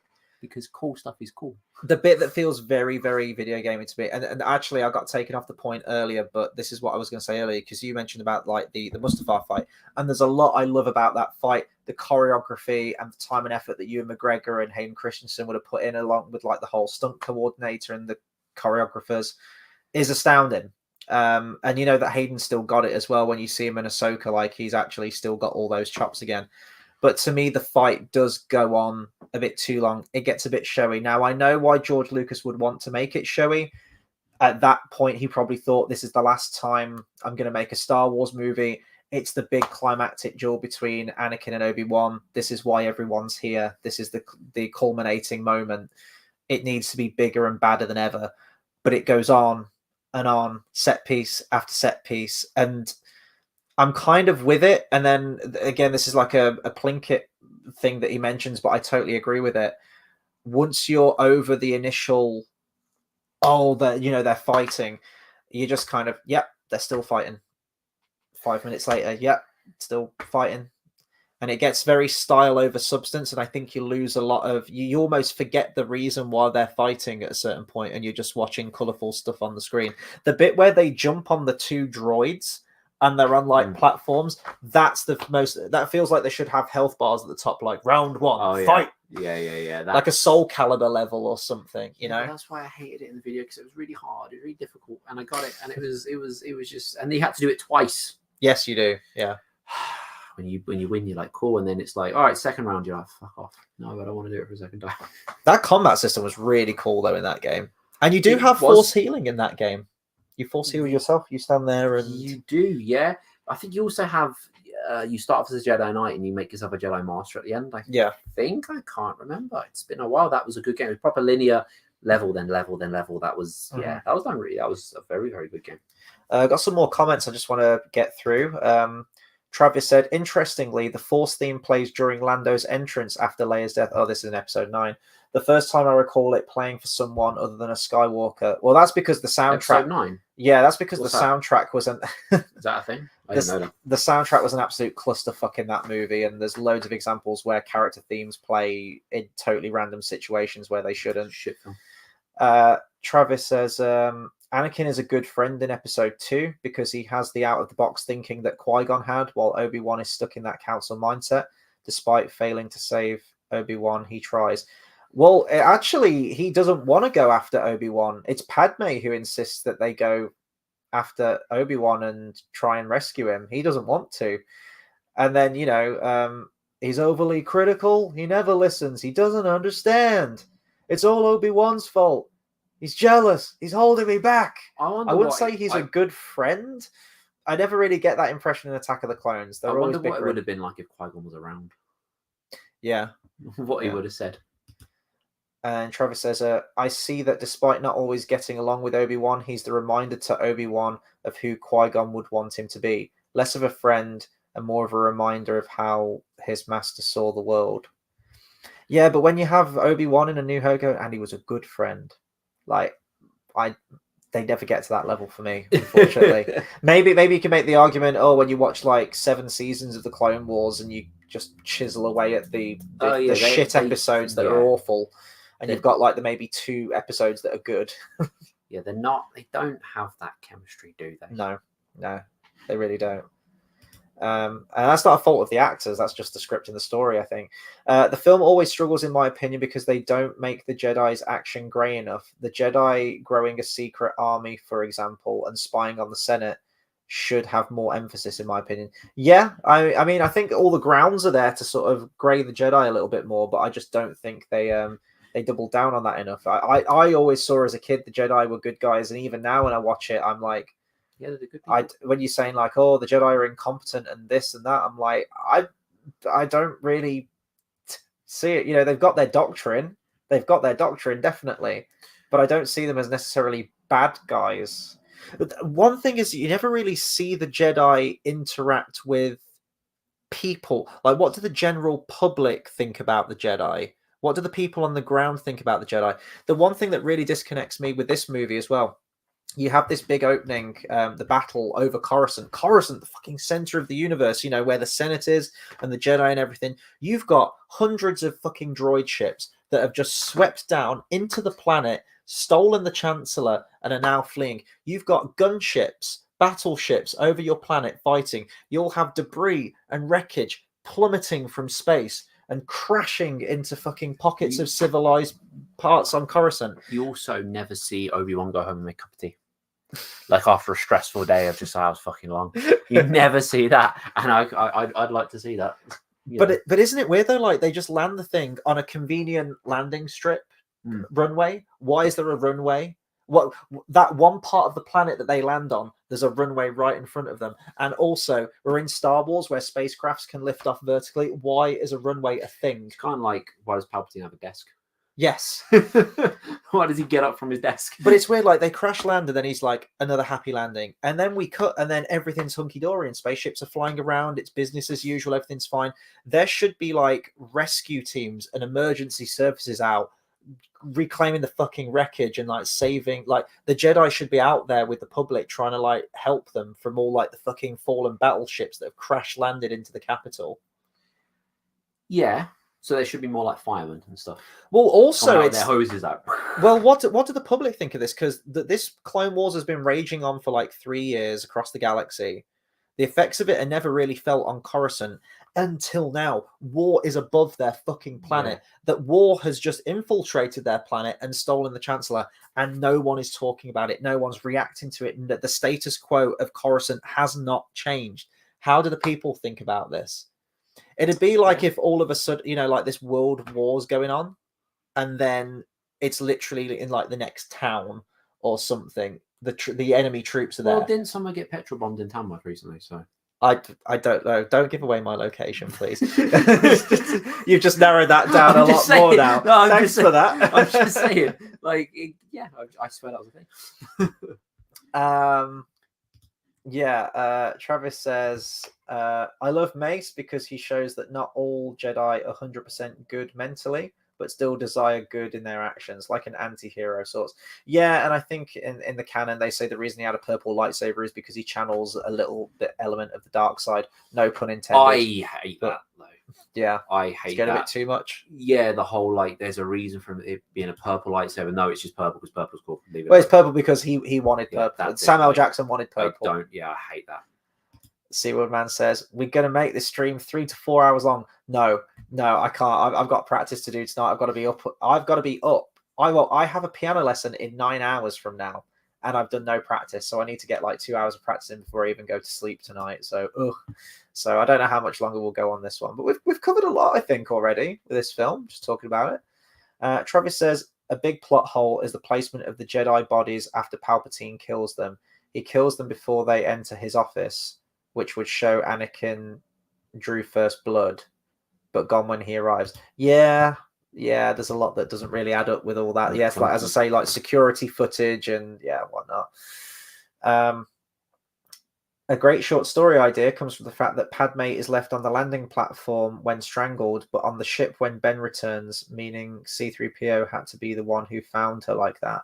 Oh, yeah, no, I never thought of that. One thing I did notice with this, well, kind of all the prequel films, well, especially episode 2 and episode 3, is that R2-D2 is always focused on as like a key player. He's always there in all the moments, because the whole story was that in the future, R2-D2 relates this story to the Wills, and then you have the Journal of the Wills. It was always like Star Wars episode 4 blah blah blah taken from the Journal of the Wills. This is a recounted story from R2-D2 to these higher beings called the Wills, which George Lucas eventually kind of worked out that the Wills are actually the Force, and they're microscopic organisms that control the midichlorians and energy in the universe and whatnot. So I don't know how they write a journal. But I hate that the C-3PO's mind gets wiped. I hate that. Do you? Yeah, because it's the whole... It's like easy. Yeah, it's an easy way out. Wipe his mind. Cool. It's like when someone, it's all a dream. It's like that. I hate it. Mm-hmm. Yeah. But yeah, like at the start of Attack of the Clones, the ship flies in, and the first character you see right after that is R2. In this, I guess I never even thought about it before. You have the one shot of the 2 Jedi fighters, and right at the end of that scene, the camera focuses on R2 on the wing. I really like that. I'm like, oh yeah, so it's always keeping him at the forefront of everything. Travis says Palpatine's plan is to get Obi-Wan away from Anakin, trying once when he's unconscious. Grievous needs to get away for Obi-Wan to pursue, hence Palpatine making Anakin his representative before. Yeah, but so yeah, try once when he's unconscious, but then they also need Grievous out of the way, because if they've just killed Dooku, and if they kill Grievous, then they essentially end the war. So why not push to kill Grievous there and then? I don't know. Carl says, in the novel, it's really played up. Anakin believes Obi-Wan is having an affair with Padme. Yes. Now, JX has mentioned this before, and I know that with like an edit, he's asked me before what my thoughts are on that.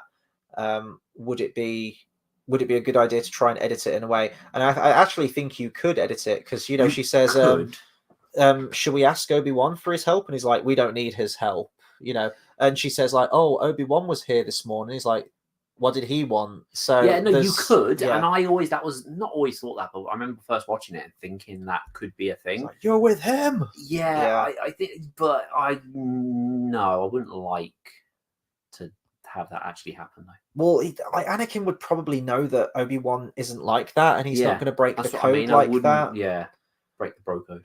Well, I know in the Clone Wars, there's a fucking Empress Satine or something that Obi-Wan has a romance with. Fuck off.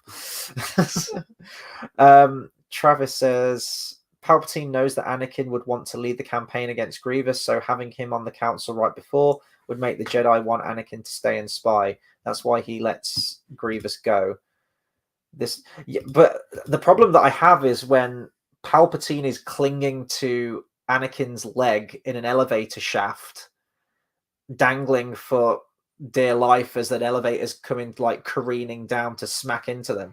Is there a moment where Palpatine goes like, yep, this is still all part of my plan. Yeah, this is totally how I thought everything was going to go. The bit where Grievous launches the spear into the window and shatters the glass into the vacuum of space, and you got Palpatine there who's hanging on like, oh, like in his head is like, yep, this is still going as I foresaw. There's no way that I possibly might die here. Yeah. Like, I don't know, that whole bit at the beginning just makes no sense to me. I don't really know what's going on. It's the bit where Anakin jumps up, like he jumps, then he comes back down. It's so like that would have turned out the same if you didn't do that. The situation was the same. You didn't need to leave and come back. Like that's footage we didn't need. It was kind of pointless. One thing that I always caught me off guard when I first saw this film, and I still don't like it now, is that you had the battle droids in episode 1, and they had the very, very robotic voice. It was like, Captain, take them to Camp 4, Roger, Roger, that kind of voice. And you still had the same voice in Attack of the Clones a little bit, but the super battle droids, like the chonkier Terminator-looking ones, like the Cylons, they didn't say a thing. And I love that part in Attack of the Clones where one marches through an Attack of the Clones in the arena and like shoulder shoves a normal battle droid out of the way, like fuck out the way and start shooting. I love that moment. But then in this, they've all got like, you stupid little astro droid, yeah, and they've got like this really like high pitched kiddie. That's like your kid TV show kind of shit. I didn't like it. I don't like hearing the super battle droids have that voice. But then even the normal battle droids have like, you're welcome. Like, I remember them being really hard as well in the games. Yes. Them being a lot harder. Yeah. Droidicars as well. That was hard. They were difficult. Travis says this movie does something the originals did so well, having a character around for a single/couple of scenes and making you feel like you know them. Tarful, the Wookiee, Commander Cody, so on. Oh yeah, the Wookiees are... I don't know. I feel like the Wookiees are kind of thrown into this film. I could have done without Chewbacca, but he's there. Do you know what's good that they didn't include the young Han Solo, which they were going to originally, weren't they? I'm so happy they didn't, because that would have just been dumb. But but he's got nothing to do with any of this. The Millennium Falcon cameo is in the movie. That's interesting. Yeah. Okay, so Chewbacca's in this, right? And he's hanging out with Yoda. He didn't need to be there, did he? So Yoda's a Jedi Master. And, good relations with the Wookiees I have. So he knows the Wookiees. He knows these people. And Chewbacca knows him. So when you get to A New Hope and Han Solo's given it all like, I don't believe in the Force. I just believe like you having a good blaster at your side. When Chewbacca goes like, no, dude, seriously, like I was in the Clone Wars and I fought alongside this dude called Yoda, who's like the greatest Jedi Master ever. The Force is a real thing, my guy. Yeah, I don't think Chewbacca wasn't needed though. He didn't need to be Chewbacca. He could have been anyone. He could have been any Wookiee. Yeah, could have been any hairy monster. Like it didn't. Yeah, so yeah, I agree. And the Wookiees, like you said, they are kind of thrown in there just as a, just the sake of being Wookiee. It could have been anything. It could have been any planet. Well, I wonder because there's some things like I believe the name Utapau was the original name for Tatooine when he was doing the script for the original Star Wars. It was Utapau, and then it got changed, and the whole what eventually became the Ewoks on Endor. They were going to go to Kashyyyk, and it was going to be like an army of Wookiees against the Empire, which I think would have been cooler and would make more sense. Yeah, but that's because Warwick Davis was too small to play a Wookiee. But I think it got like the costumes and it got like really expensive and stuff, so they just didn't do that. But maybe that's why he was like, oh well, I always wanted a Wookiee fight against robots or stormtroopers or whatever, so we'll just do that. Travis says Luke's pain is physical, more in tune with the physical side of the Force from his dad. Leia's pain always being mental, so she's more in tune mentally, so she feels her mother's feelings. Oh, yeah, but she died when I was very young. Yeah, there's very young, and then there's dying when you literally pop out the womb. Like, the umbilical cord is still attached, and she fucking dies. Like, I don't know. Yeah, there is a difference. GT Verve says, no way you would remember your mother if you just saw her when you were born. Yeah, exactly. Well, don't give me the Force bullshit. No, you're about to give me the Force bullshit. No. I was going to say no. I agree. I just think it's one of those things of just like your memory of because she'd want to remember. Like it's that memory starts lying to you kind of thing. I do think there's that element because imagine right. It's like if you were. Let's say she was growing up and she was told, we are your real parents, blah, blah, blah. She would believe that because it's too young to know, right? But if she was then told, oh, no, your mom was like this, blah, blah, blah, blah, blah, and she had to really think about it and be like, oh, yeah, she was like, oh, no, I do remember her face. Her memory starts lying to her. So I kind of see that. That's the retcon you have to do, though, isn't it? See, yeah. I think if Padme has to survive this movie, and there is an edit, as I say, they've taken a scene from Natalie Portman from another movie where she's in like this, I think it's like an old like period drama kind of film, and she's in like a 4-poster bed and she looks really, I think she's like crying and she's nursing a newborn baby in her arms. Someone's put that in like a fan edit they've done, and I really like that a lot more because then you can imply that Padme dies between movies and Bail Organa's wife would have taken her in and adopted her that way, and then that perfectly marries up in continuity because then you can still have Palpatine lie to Darth Vader at the end, and he's like, where's Padme? She was alive, I felt it. And he's like, no, you actually killed her. So Darth Vader always believes she was dead, so never went looking for her, but he felt like she was still alive. But Padme actually was still alive in hiding with her daughter. Yeah, I know. I do question why they would send Luke back to his family on Tatooine if you put him in hiding. Did think that was a bit weird. Because they even say it's like, oh, we should hide them. Oh, I'll put him back with his family. Yeah, and they're like, yeah, cool. And it's like, and keep the name keep the name Skywalker as well. I know that was a bit weird. If they'd swapped them round though, the Empire would not have been defeated because Luke's planet would have been destroyed. Like if he had become like Luke Organa, he might have gone out there and his planet would have been destroyed, which and then Leia would have been on the farm, but then she probably wouldn't have become a Jedi and it wouldn't have gone that way. So I don't know, but yeah. Also, Kenobi keeps his last name. Yeah, I know. Which doesn't make any sense. I know. Also, like like separating them so that the Empire won't sense their presence. It's like imagine you went on witness protection and they, gave you the same like first name. But that's my first name. Like it would just be weird. Or if they moved you half an hour down the road, gave you the same first name, change your last name, moved you into a house, you'd be like, I used to live down there. Like it's the same thing. It would just be weird, wouldn't it? I also question the separatists all agreeing to go collectively to a planet altogether. Not one of them says, actually, this might be like a really good opportunity for an ambush or something. Wouldn't it make more sense to spread us out across the galaxy and all go to different planets so it's really hard to find all of us? Yeah. It's like, no, we're going to put you all together. My favorite line, though, in the whole movie, General Grievous, it is a volcanic planet. You will be safe there. Like, I just those two sentences just like really don't mesh, do they? But I love that. Travis says that Revenge of the Sith game is so fun. The entire scene in the water coolant tanks is kept in game along with the footage. Yeah, I mean, that whole invisible hand sequence at the beginning originally was going to be like 45 minutes long. It was going to be a huge scene. There was loads that was removed. There's obviously the shark tea deleted scene. There's the bit in the water coolant. Lots more got filmed for that never saw the light of day. I think Shark Tea's death should have been kept. Yeah, I wouldn't mind if Shark Tea's death. Yeah, I like that. She was cool. I like Shark Tea. I like she dies many ways. Yeah, they can't really decide. Who's the hot one? Who's the hot Jedi? The blue one. Ayla Sakura. She's cool. I like her. She's completely useless though. She doesn't even like ignite her lightsabers, and she starts falling to ground before they've even shot her. She just gives up. Yeah, but that's what hot girls do. They're useless, aren't they? It's the bit in Austin. You've seen the Austin Powers films. Yeah. Yeah, it's the bit where Michael Caine just gives that random officer a dressing down. He's like, "Look at you! You haven't even got a name tag. Why don't you just lie down? Go on, son. Just on the floor."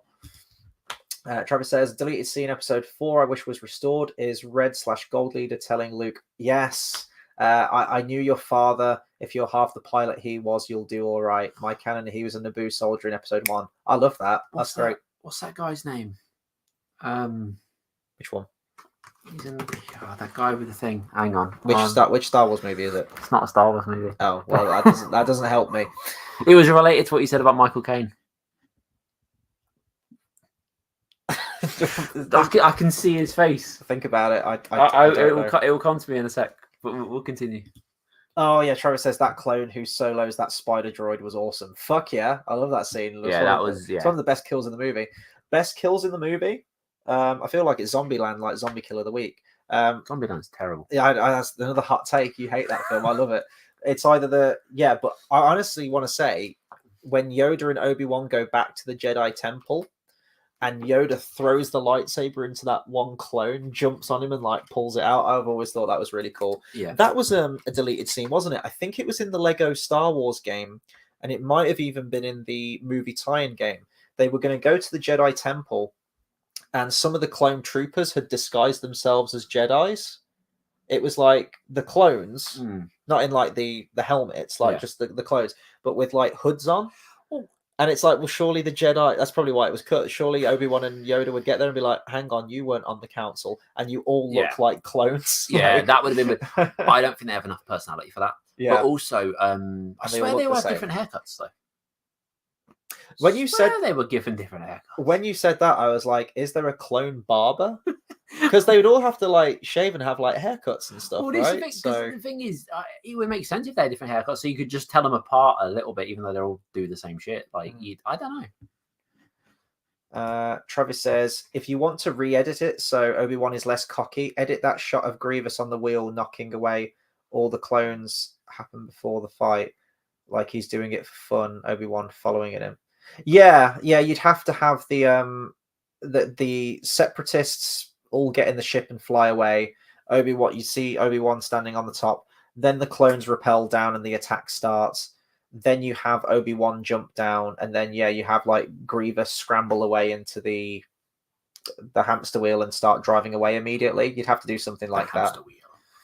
I do like the bit where Obi-Wan kicks him and goes like, ah! Yeah. Like I've always really liked that bit. That's fun.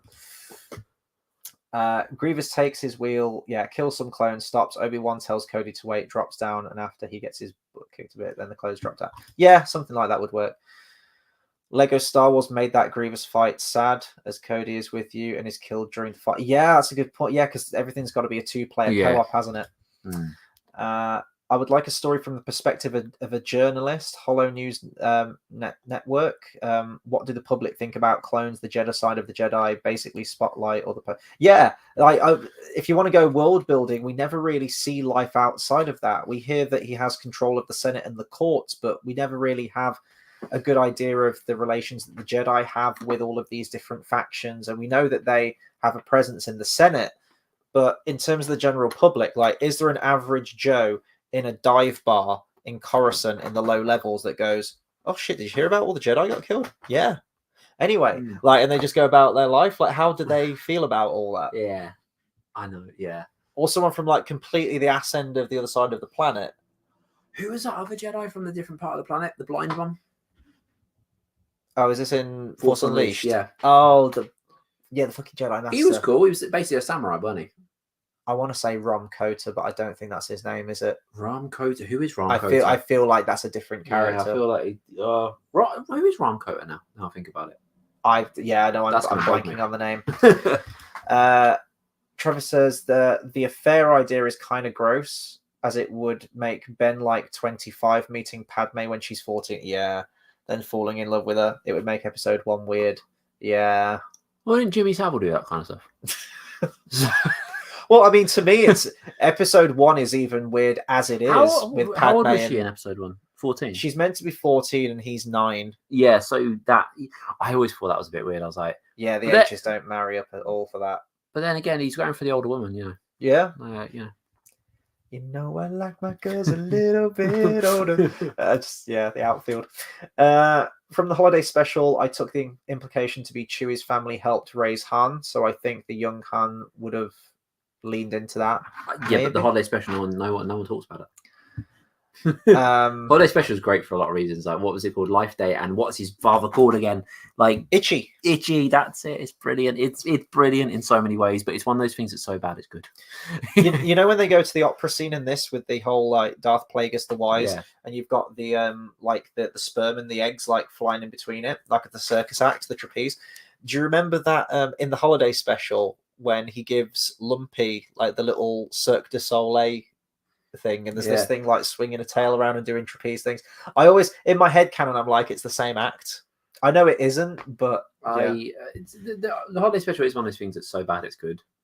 You know, there's some things that are so bad that you're just like, no, that's just bad. But that, I'm like, you know what? It's kind there's of a charm to it. Yeah. It's not something I watch over and over again, or even every Christmas or anything. Yeah. But it's and they made Life Day, or not that I count Disney Star Wars as canon, but in The Mandalorian and I think something else, Life Day is canon.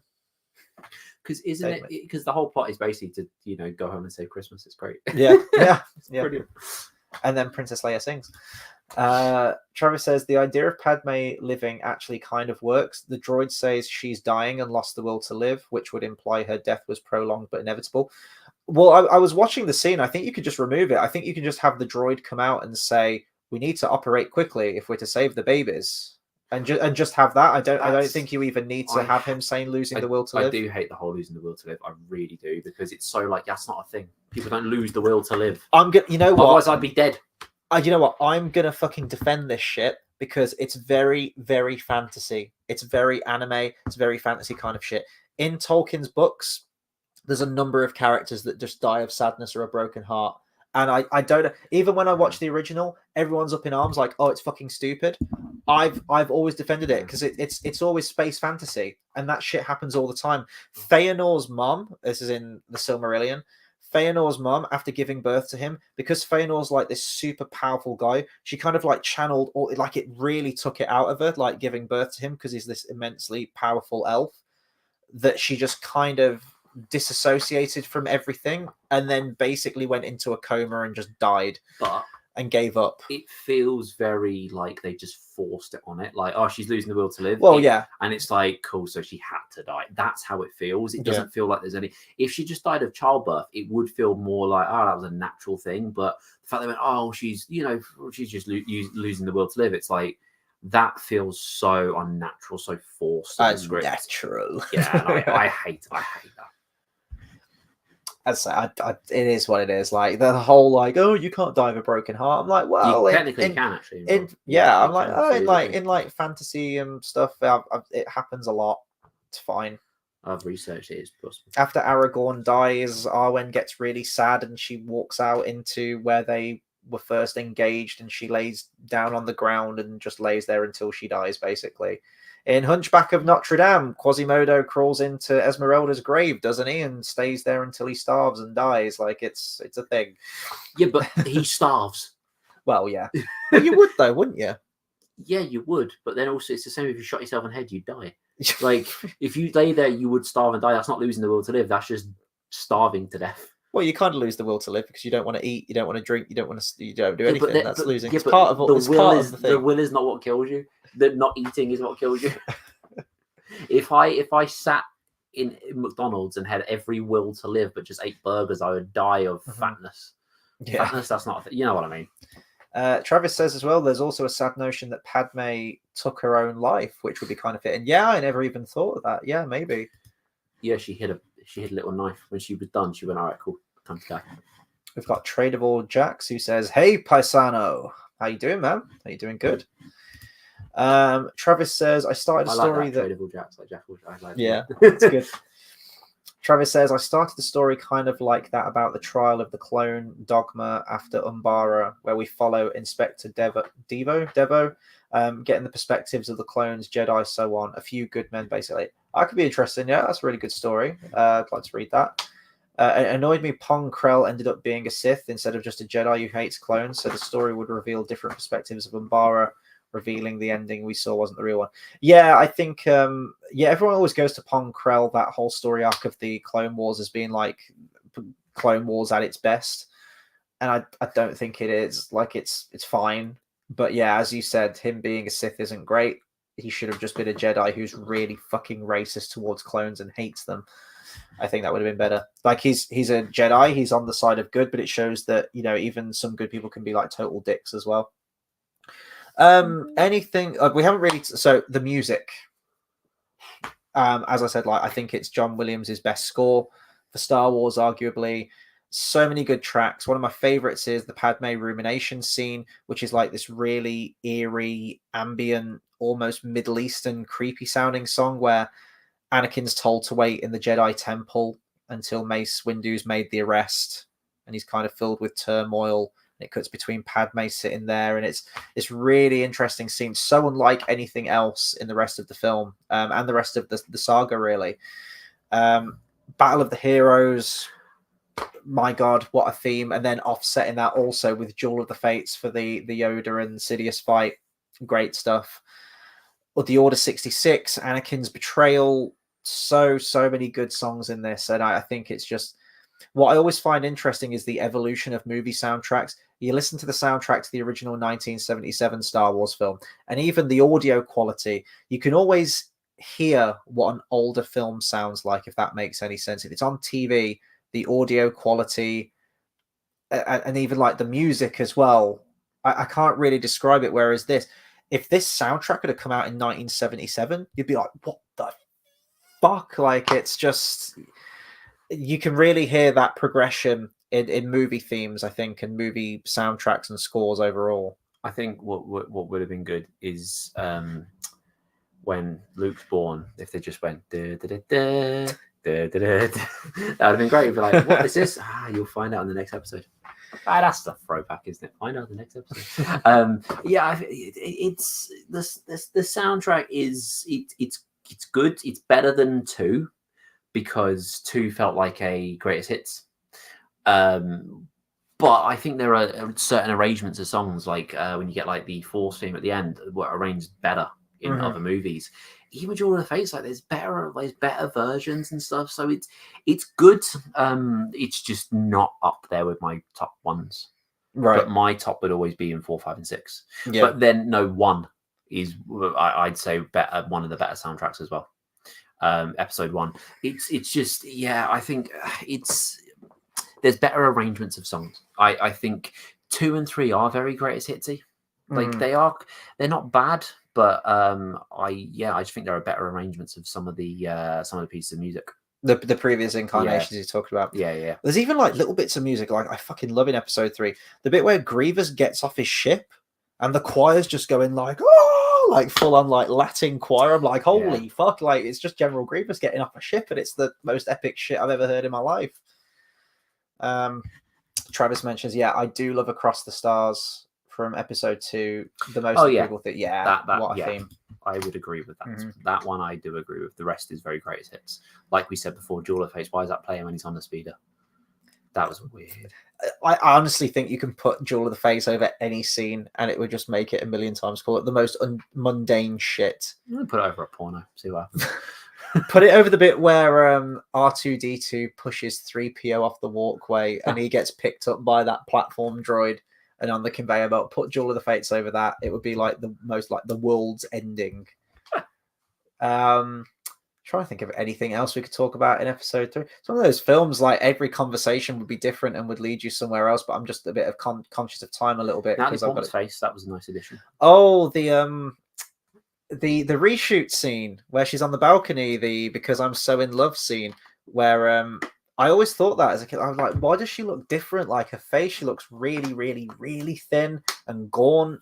And her eyes are kind of sunken and her hair looks a little bit weird. And I was like, oh, as I got older, it was a reshoot because she just filmed V for Vendetta where she lost a lot of weight and shaved all of her hair off. So it's an awkward wig and she looks really malnourished and really anorexically thin. That's why. So I shaved all my hair off. I love this. Travis, you did. It's coming back though. Travis says, put Jewel of the Fates over Jar Jar smelling the EOP's fart. Put Jewel of the Fates over. Yeah, I'm gonna put that theory to the test. One scene that I wish was extended is Anakin's attack on the Jedi Temple. I love him marching in with the 5-0 thirst with that like really good like marching theme as he comes up the stairs. And then we don't see any more of that. And I really wish we had of. I think an extended of after Mace Windu's killed. I think what they should have done, he should have like they should have done that and try and turn to the dark side. Palpatine should have got like a piece of paper as well. Right? Let's sit down, let's think about this logically, right? So Jedi on this side, Sith on this side, let's put a column, good and bad. What do you want? I think that's what they should have done. They should have done like, let's put a good things and the bad things. And when he's adding up, they'd be like, yeah, but this, like, it's your choice, but list the good things, list the bad things. Is that sure what you want? Okay, cool. Right, you're now Darth Vader, and that's what you should have done. There are some really cool deleted scenes from this film that I kind of wish would be put back in. Namely, like a whole subplot with Padme, because Padme doesn't really do much in this film, does she? Like she's just kind of pregnant and housewifey throughout a lot of this. Kyrie. But yeah, there's a whole subplot with her and Bail Organa of her basically setting up the Rebel Alliance with a young Mon Mothma, which is really cool. And that actress has gone on to continue to play the character in Rogue One and the really, really good Andor series as well. So this was the first time that she played her. So I think it's really good because you could see her interacting with Palpatine and Palpatine mistrusting her and trying to corrupt her and everything like that and turning Anakin on her a little bit. And her setting up the Rebel Alliance. I wish all of that stuff was in the movie. It would have given Padme a little bit more to do. It would have fleshed out the world a little bit more and Palpatine's deceit. And I think it would have really worked. So yeah, I'd kind of like an extended edition of that movie with some of those scenes added back in, I think. How do you feel about Mace Windu? Oh, yeah, I was just bringing that up. How do you feel about Mace Windu being alive or staying dead? I just wish people would just stay dead. Not good. People die, they die. This is what I've always said as well. I hate movies and series and games and all that kind of stuff where a character dies and they're brought back. No, stop it. They're dead. Leave it alone. Death is supposed to be a thing and it's sudden and that's it. Mm-hmm. No one brought back my grandma. So stop bringing back Mace Windu. So that's the way it should be though, because at the end of the day, I get why sometimes they do it. I'm not saying every single story doesn't work like that. But like you say, people should stay there. It's like they've been killed off. And that's supposed to have an impact. If they get killed off and they brought back, it doesn't really have an impact on the story. It's a call like, oh, we can bring them back. It's kind of like even when they there's different stories and different elements to it. But like when they bring Superman back, it's kind of like, oh, well, we can bring it back. It's like, well, it didn't really fucking matter. He died then, did it? Yeah. It's that kind of thing that's like, and this is a weird thing to say because Dragon Ball is one of my favorite things ever. But the fact they've got the Dragon Balls, they can wish people back. People die. It's like, oh, we just wish them back. It's like, well, it don't fucking matter then, does it? Like it's that kind of thing, and let's say it's weird to say because Dragon Ball's like one of my favorite things ever, but it's that kind of example of people can stay dead. Yeah, Mace, because I've seen a couple of theories on how he survived. I can't remember all of them, but I've seen a couple like you know, but and I just think, but no, that was a cool death. Like it was cool. We don't need to. Or I've even seen theories of how, oh, well, he didn't die from the lightning. This happened, then this happens. Like no, but no, that doesn't need to happen. He fell off at the gun.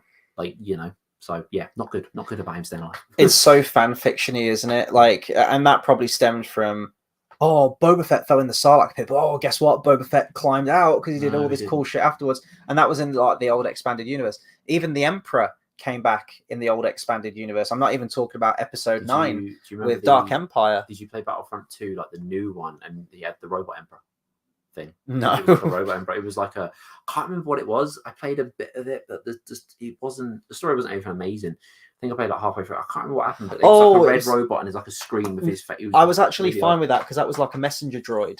That was a Sentinel, like it was programmed with it. Yeah, he was dead. This was a message he pre-recorded in the event of his death. The design was fucking silly though. It was weird. I'm like, oh, he's there. It's like, why? I don't know. It kind of creeped me out. Like it was a fucking droid, but it was kind of sentient. And when someone back talked to it, it went like full on offensive mode. But yeah, like Darth Maul. I'm sorry, Darth Maul fucking died. Yeah. End of episode 1. Cut in half, falls down a shaft. Done. Like this is why I don't count like Clone Wars as canon or anything like that. Yeah. But like Darth Maul coming back, it's like, oh, it's cool, isn't it? Oh, he's got robot legs now, and he's like, whatever. Like they do some fine things with the character, and I guess they do kind of give him more of a character than what he had. So there is that, but it's all very fan fiction. It's like, oh, wouldn't it be cool if? And sometimes I'm like, no, it wouldn't be cool if. Yeah. Mace Windu gets his arm cut off, electrified, and thrown out of the fucking tallest skyscraper in the world. Like, you know, one thing I've always hated? Red Hood. Like, I like the Red Hood as a character, I do. Yeah. But the whole thing of Robin dying, it was a big thing. Mm-hmm. Then they brought him back, and it's like, no. You even asked people to vote for we want him to be dead. And then you just, like, however many years later it was, oh, he's still alive. It's like, no, he's not. Yeah. Leave it alone. Yeah. I get with comic books, it's a different thing. You got different stories and stuff, but still, it was another thing of that whole, I like the Red Hood. I like that. But if we're talking story, no, he's dead. That was a cool death. Leave it alone. Yeah. You know? Yeah. We're not fans of that, to suffice to say. I'm not fans of people surviving. I like people dying, but you know, here we are. Travis says Tim Curry voices Palpatine. Yes, he does. In the last series of the Clone Wars, his voice sounding a lot like Palpatine's after Mace's death. Yeah, really, really good voice there. Tim Curry was originally meant to voice the Joker in Batman the Animated Series. Tim Curry, which later went to Mark Hamill, who was in Star Wars, and the two are beautifully linked together. Tim Curry voiced that thing in Forte in Enchanted Christmas. Yes, but I was going to say that other thing that he did, the game, Jack Black, Brutal Legend. Daviculus. Is that his name? Yeah, yes. He voiced him as well, and that was really cool. I did like that. I love the conceptual design of everything in that game. Yeah, that was so good. The gameplay wasn't great. No, it was fucking dreadful. It needs a remake. But it was so good having all the characters, and even how like Rob Halford played the guy with the big hair, which was very different. Then he played the guy that looked like Rob Halford, and the music, and it was great. And then Ozzy Osbourne was the one that does the big car. It was so cool. Lemmy was in it as well, wasn't he? Yeah, like there was so many great things about that game. But then you played it, and you were like, You get about 10 RTS battles deep into it. You're like, I'm fucking done with this game. But there is hearing Cradle of Filth on like repeat for like 3 hours trying to do that RTS battle. But there is. It got me into there's that song "Deadly Sinners" by Deadly Sinners. Yeah, 3 Inches of Blood. It got me into that song. I was like, I've never heard that before. I thought it was wicked. And there's that scene with that emo looking girl, and then she goes to, like, kill herself. And then Mr. Crowley's playing. I was like, that's so cool. Travis says, my take was that deep voice is his real voice, the Jedi being so far in his pocket in the last season that he can be himself, and they're too distracted to notice. I love how he looks fucking evil with yellow eyes, and he's just like, the attempt on my life has left me scarred and deformed, and he's like shouting about starting an empire and being an evil dictator, and everyone loves it. It is a good question of the whole, like, does it make him wrinkly, or is that his actual face? Because him going, oh, it left me deformed, it could just be like, oh, it's left me deformed. So it hasn't, has it? Mm-hmm. You know, so it is that, but I like to think it actually has. Mm-hmm. Travis says, getting Carl Pilkington vibes from your rants. Carl Pilkington, what a guy. It's just like, I will start a safe and secure society. My Bullshit.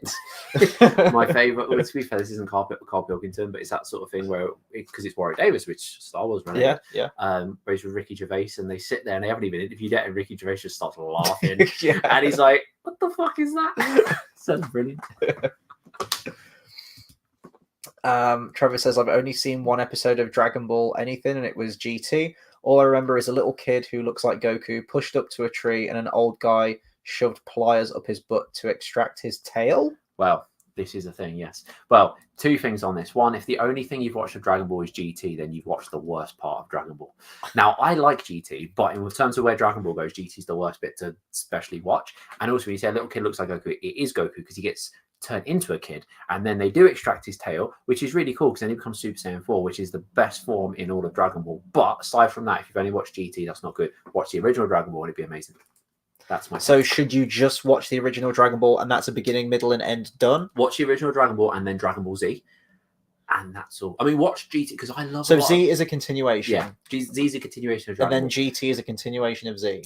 Yes, but GT is not canon. So the original Dragon Ball manga is called Dragon Ball, and it goes all the way from Dragon Ball, from the first saga when Goku's little kid to Buu, and that's it. And then Dragon Ball Z is Goku's adult life in anime, but it's just normal Dragon Ball series. So Dragon Ball Z, that's what's all to watch. GT, I think is good. That's just a personal opinion, but a lot of people hate it. So I'd say don't watch that. Cool.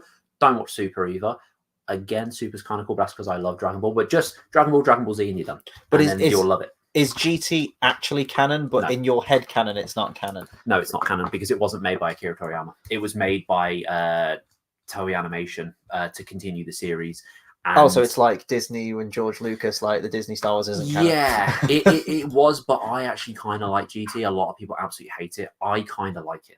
Mhm. That's the difference. But if you're going to watch Dragon Ball and having a pity, watch actual Dragon Ball and Dragon Ball Z, and that's amazing. I can't ever Then watch have an it opinion. because there's like 1,000 episodes and there's no way. I did a whole.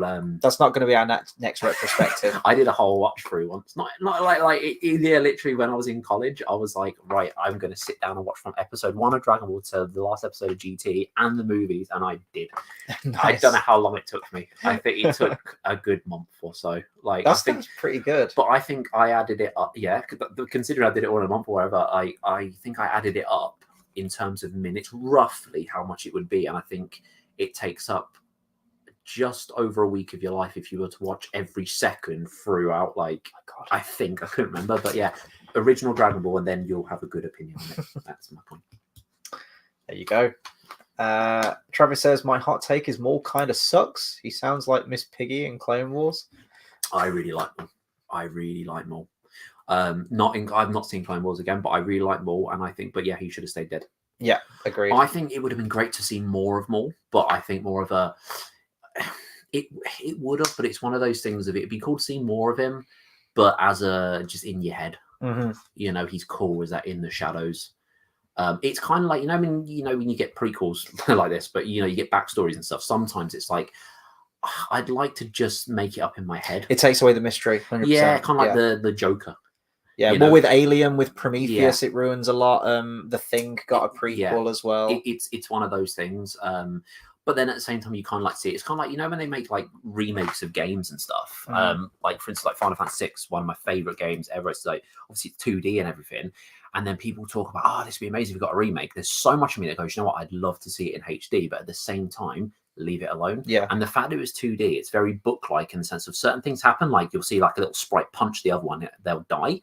Now in my headcanon, I'm like, he literally just stabbed that girl and that's why she died, because a punch wouldn't kill her. But then if a HD remake would show what happened, it would take away that mystery, that building it in your own head thing. So, but yeah, more, I like more the way he is in episode 1. Same. Nothing more. I do wish we would have got that extra monologue that I think was in the teaser trailer where he's like, fear is my ally or something. Is he voiced by Peter Majigiji? Yeah, he's voiced by him. Yeah. Travis says, in episode 2, he looks a lot older than he does in episode 3, which I took as him using the dark side to stop his aging. Oh, yeah. Palpatine. Yeah, no, he does look really, really old in episode 2 for some reason. Compared to this one. Yeah, no, you're absolutely right. Episode 2 shit. So I thought the boos were alien nipples. They're pink, have nipples on their head, produce a guy named Oob. Put Boo and Oob together and you get Boob. Well, here's the thing. Boo was created by Bibbidi and has a song called Bobbidi, so it's Bibbidi Bobbidi Boo. That is a thing. That's great. That's pretty cool. Yeah, I actually kind of want to watch it now. There was so many great puns like that. It's amazing. See what man says. Got 2 questions. Scroll up. Ever had blueberry energy shot drinks? No, I don't think I have. Done. I don't drink many energy drinks, but I might have done because I like blueberry so much that I've had so many rants about how blueberries should be purple berries because they're purple, and it matters more in my life than it probably should. And see what man says. Want a Zootopia 2? No. I like having standalone Disney classics. Yeah, but the thing is, I don't like sequels, but again, one of those things are like, if we're going to get something to Zootopia, wouldn't be the worst. Mm-hmm. It could work though. Like we got Toy Story 2, and Toy Story 2 was good. It could work. It's not with Disney now, no. But could it work? Zootopia was great. Mm. There's a lot of freedom you could have in that world. Exactly. It's not something like, for instance, like Frozen. To have Frozen 2, the fact that the world warmed up and the ice melted, it was very like, we're not going to do a sequel. Well, it ain't Frozen then, is it? Exactly. Yeah. And the fact they went into the backstory of, I was like, we don't need to know this. Whereas Zootopia, yeah, you could. Yeah. There is more you could do. So I'd watch a second one, and I'd have hopes for it. Mm-hmm. Let's have a look. Oh, good question. Trevor says, what's a prequel that enhances the original for you guys? Men in Black 3 is one for me. I don't think I've ever seen Men in Black 3, actually. Oh, very good question. Yeah. Prequel. I was going to say Temple of Doom, because technically that's a prequel to Raiders of the Lost Ark. But it's like a standalone thing that doesn't really enhance. So a prequel that enhances the original. Oh, I'm trying to think of all the prequels now. So am I. There's got to be one. What do I love? What do I love? Shit. That even has a prequel as well. Prequel that enhances I don't the know original. many that enhance it, though. There's nothing that stands out to me. There's... Hang on, let me see if there's like a list of prequels or something. I can't even think of any now. What do I love and what has a prequel? List of prequel films. See, these are all bad. I'm looking at all the posters of ones, and they're all bad. Well, one prequel I do love, the prequel to Final Fantasy VII. I do love that, but here's the thing: the prequel. It is a prequel, but the actual story was already spoken about in the original, so it's not like a prequel. This is a complete new story. It was just expanded upon. Yeah. So. Yeah, it's hard to say it enhances the story because it was already, the proper thing was all included. It's not like they had a prequel come out and it's like, right, so this is the story before, and you go, oh, cool, and it does this. It was just expanded upon, so I don't know if I'd say it enhances it. So it's a bit, but it is a prequel I love, and it doesn't ruin it. I guess could you say Godfather Part 2 because you've got the Robert De Niro stuff in that? You know what I don't care for? The Godfather. Ooh, hot take. I really don't care for the Godfather at all. No, there's got to be a little bit enhances the original. Better Call Saul, the Breaking Bad prequel series, really well done. I can't get through it. I'm on like episode 5, and I'm just like, stick with it, dude. Stick with it. It gets really fucking People good. Said that about Game of Thrones. I tried, I couldn't. No. Game of Thrones drops off a fucking cliff and shits the bed. Yeah, I don't know. It literally shits all over itself. And dies in a torrent of fecal matter. The issue with prequels is the reason it's hard to get them to enhance it is because it adds substance to stuff that I don't need substance on that. Even with episode 1, 2, and 3, it's like, do you need it? But there's a lot, like you say. It's good to have it in your own head. Takes away that mystery. Yeah, you don't need this is exactly what happened, and so it is hard. It's tough to get right, and you also have certain characters as well where you're like, oh well, we know that they survived because they're in the next one, and that can diminish quite a lot. Apparently The Good, the Bad, the Ugly is a prequel to, I don't really think it's a prequel to A Fistful of Dollars and a Few Dollars but it also More. says The Exorcist, so Let's see. Yeah, wow, they are very few and far between, aren't they? Though prequel films. Yeah. Silence of the Lambs. It's not really a. Yeah, these aren't. You had like X-Men: Days of Future Past and First Class. Then you like Lord of the Rings. It's not like I didn't really like the Hobbit films. Yeah, no, I'm just looking. Oh, that's a very tough question. It's very difficult to do prequels right, I guess. Your fear attracts the fearful, the strong, the weak. Fear is my ally. Yeah, that was the Darth Maul quote. Yeah. Hot take: Toy Story 3 is good, but the worst one, the 4. Oh no, 4 is the worst. 4 is no, 4 is the worst. Quentin Tarantino refused to watch it, didn't he? I'd say 3 is the worst of the trilogy, but still very good. Didn't Quentin Tarantino say he never watched 4? He never plans to. Yeah, the trilogy was so good. Yeah. He was like, "What's the point?" Totally agree with him. Yeah, it's true. Tradable Jack says, I thought Monsters University was an improvement over Monsters Inc. Oh no, I disagree heard, with you on that. I've never watched it. I watched it once, and that was enough for me. Maybe I could watch it again and give it another shot. Didn't really care for Monsters Inc. though. So. Hot take. I can't take all these hot takes. It's almost 1:30 in the fucking morning. I can't take any more of these hot takes. Travis says Final Destination 5 is a good one too. I've not seen. I was gonna chuck one of the Saw films in there. I was gonna say like Saw 10, which is set in between Saw 1 and 2, is pretty good. Gone on way too long. It should have been 1, 2, 3 done. Oh, can I do video games? Yeah, I did. I said Final Fantasy. God of War: Ghost of Sparta was fantastic and brought in Kratos' brother and added actually like a lot of emotion, and Kratos' mother, and added a lot of connective tissue between the games, which I really appreciated. So that'd probably be another one that I quite like. Well, Birth by Sleep. Oh god, Metal Gear Solid 3 as well. Snake Eater. Jesus Christ, that's a phenomenal game. I think games have more to play with, though, don't they? Because they're bigger. Yeah. Birth by Sleep.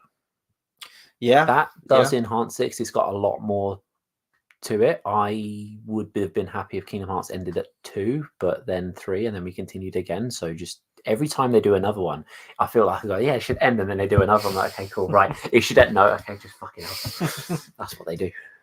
Trevor says Temple is about why Indy does have faith. Raiders is him objectifying it. Crusade is him finding it.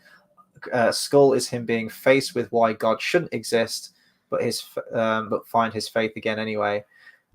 Do you know what I think about it? Then I don't see Dial of Destiny as canon. Well, I don't see Kingdom of the Crystal Skull as canon. Fuck that movie. Fuck that movie and Dial of Destiny. I see Indiana Jones was 2 movies and then nothing happened. You need to stop with the hot. I can't. You and Last Crusade, I can't see eye to eye with you on that one. Tradable Jack says Spiral is the absolute worst in the Saw franchise. I agree with you. Yeah, Spiral was a bag of shit. But did I still kind of have fun watching it at the cinema when the Hello Zepp music plays at the very end with the twist? Yes, I did. It's got Chris Rock in it, isn't it? It has, yeah, and Samuel Jackson. Yeah, it does. I've not seen it properly, but everything always ties back to Star Wars, doesn't it? It's great. Everything ever. We've gone over 2 hours now, so I feel pretty talked out on episode 3. I must admit. Travis said Spiral should have been about David Tapp. Yeah, that could have been fucking great actually, and would have tied it in a lot more for sure. Well, get all aboard the hype train for Saw 11 next year. Bring it on as long as. Which one was the final chapter? 7. Why was it called the final chapter? I was going to say technically it's the last one in the chronology, but it isn't because you've also got I'm trying to think the last. You've also got Spiral, which I guess is the last one in the continuity. Which one was the one with the thing with the like you know with the where they start off, they're all on chains and they have to run, and it's the winner of the get to the key or something. There's kind of 2 traps like that, but I think you're referring to Saw 5. Yeah, and then there's one like they kind of verse each other, and then one dies in one room, then the next one, who's the loser, and that one dies. Saw 5. That's the last one in the. That wasn't good. I like the flashbacks in Saw 5, but the actual film was not great. I don't know. Saw 6 was great. Saw 6 is my second favorite one. That had the trap where everyone could view it in the public. Was that 4? No, that was 7. Was that 7? I've seen bits. I've seen bits. Just throwing numbers out. Was that 3? No, it was 17. No, that was the spin-off Spiral that no one talks about. Ooh.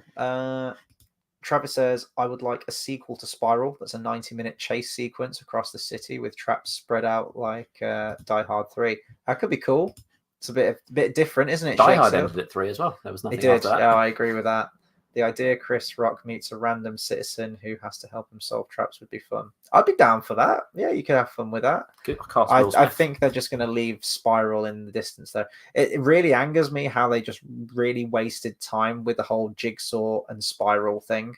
I know Tobin Bell was in Jigsaw a little bit, but he's getting old, isn't he? He's getting really old. He looked really fucking old in Saw 10, but that was actually probably one of his best performances out of all of them. He's always solid. He might be next. Shut the fuck up, because we need to get to Saw 20. It's going to happen. Keep cranking them out one every year. We can do it. Right, I think we're going to round off, because I'm going to skip piano tonight. I'm going to get myself up in 5 hours time and get a couple of hours in before my lesson, and then nap in the evening before work. That's what I'm going to do. But that was Revenge of the Sith. Holds up very well. It's the best of the prequels. A lot I love about it. ILM, the sound effects, the CGI, pretty much incredible. I actually really liked some of the performances a lot more this time. Ewan McGregor's always great, but I actually really liked Hayden Christensen in this one a lot more.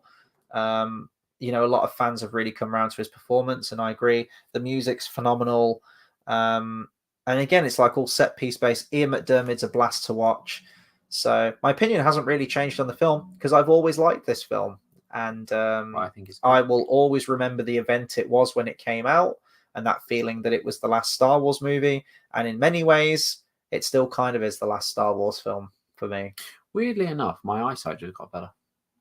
There you go. I've been doing that all night, but I can read it. You've seen the light. I know. I can read everything clearly. It's really weird. Strange. Travis says, awesome stream, guys. Take care. Thank you very much to everyone who's tuned in and commented. This is great. I didn't know if there was going to be anyone up at this time, but no, appreciate you all. And hopefully see you on the next stream. So we'll be back again for Saturday. Monday for our Disney review for Home on the Range, but we will be back with more Star Wars not this Friday, not this Friday, the Friday afterwards. I think the 20th, whenever Friday the 20th is. It is Friday. It's next Friday. Next Friday, we'll be talking about A New Hope. So that's going to be really fun. That's my favorite. Brinsley's just joined in and says hi and bye. Hi and bye, Brinsley. We'll see you next time, everyone. Take care.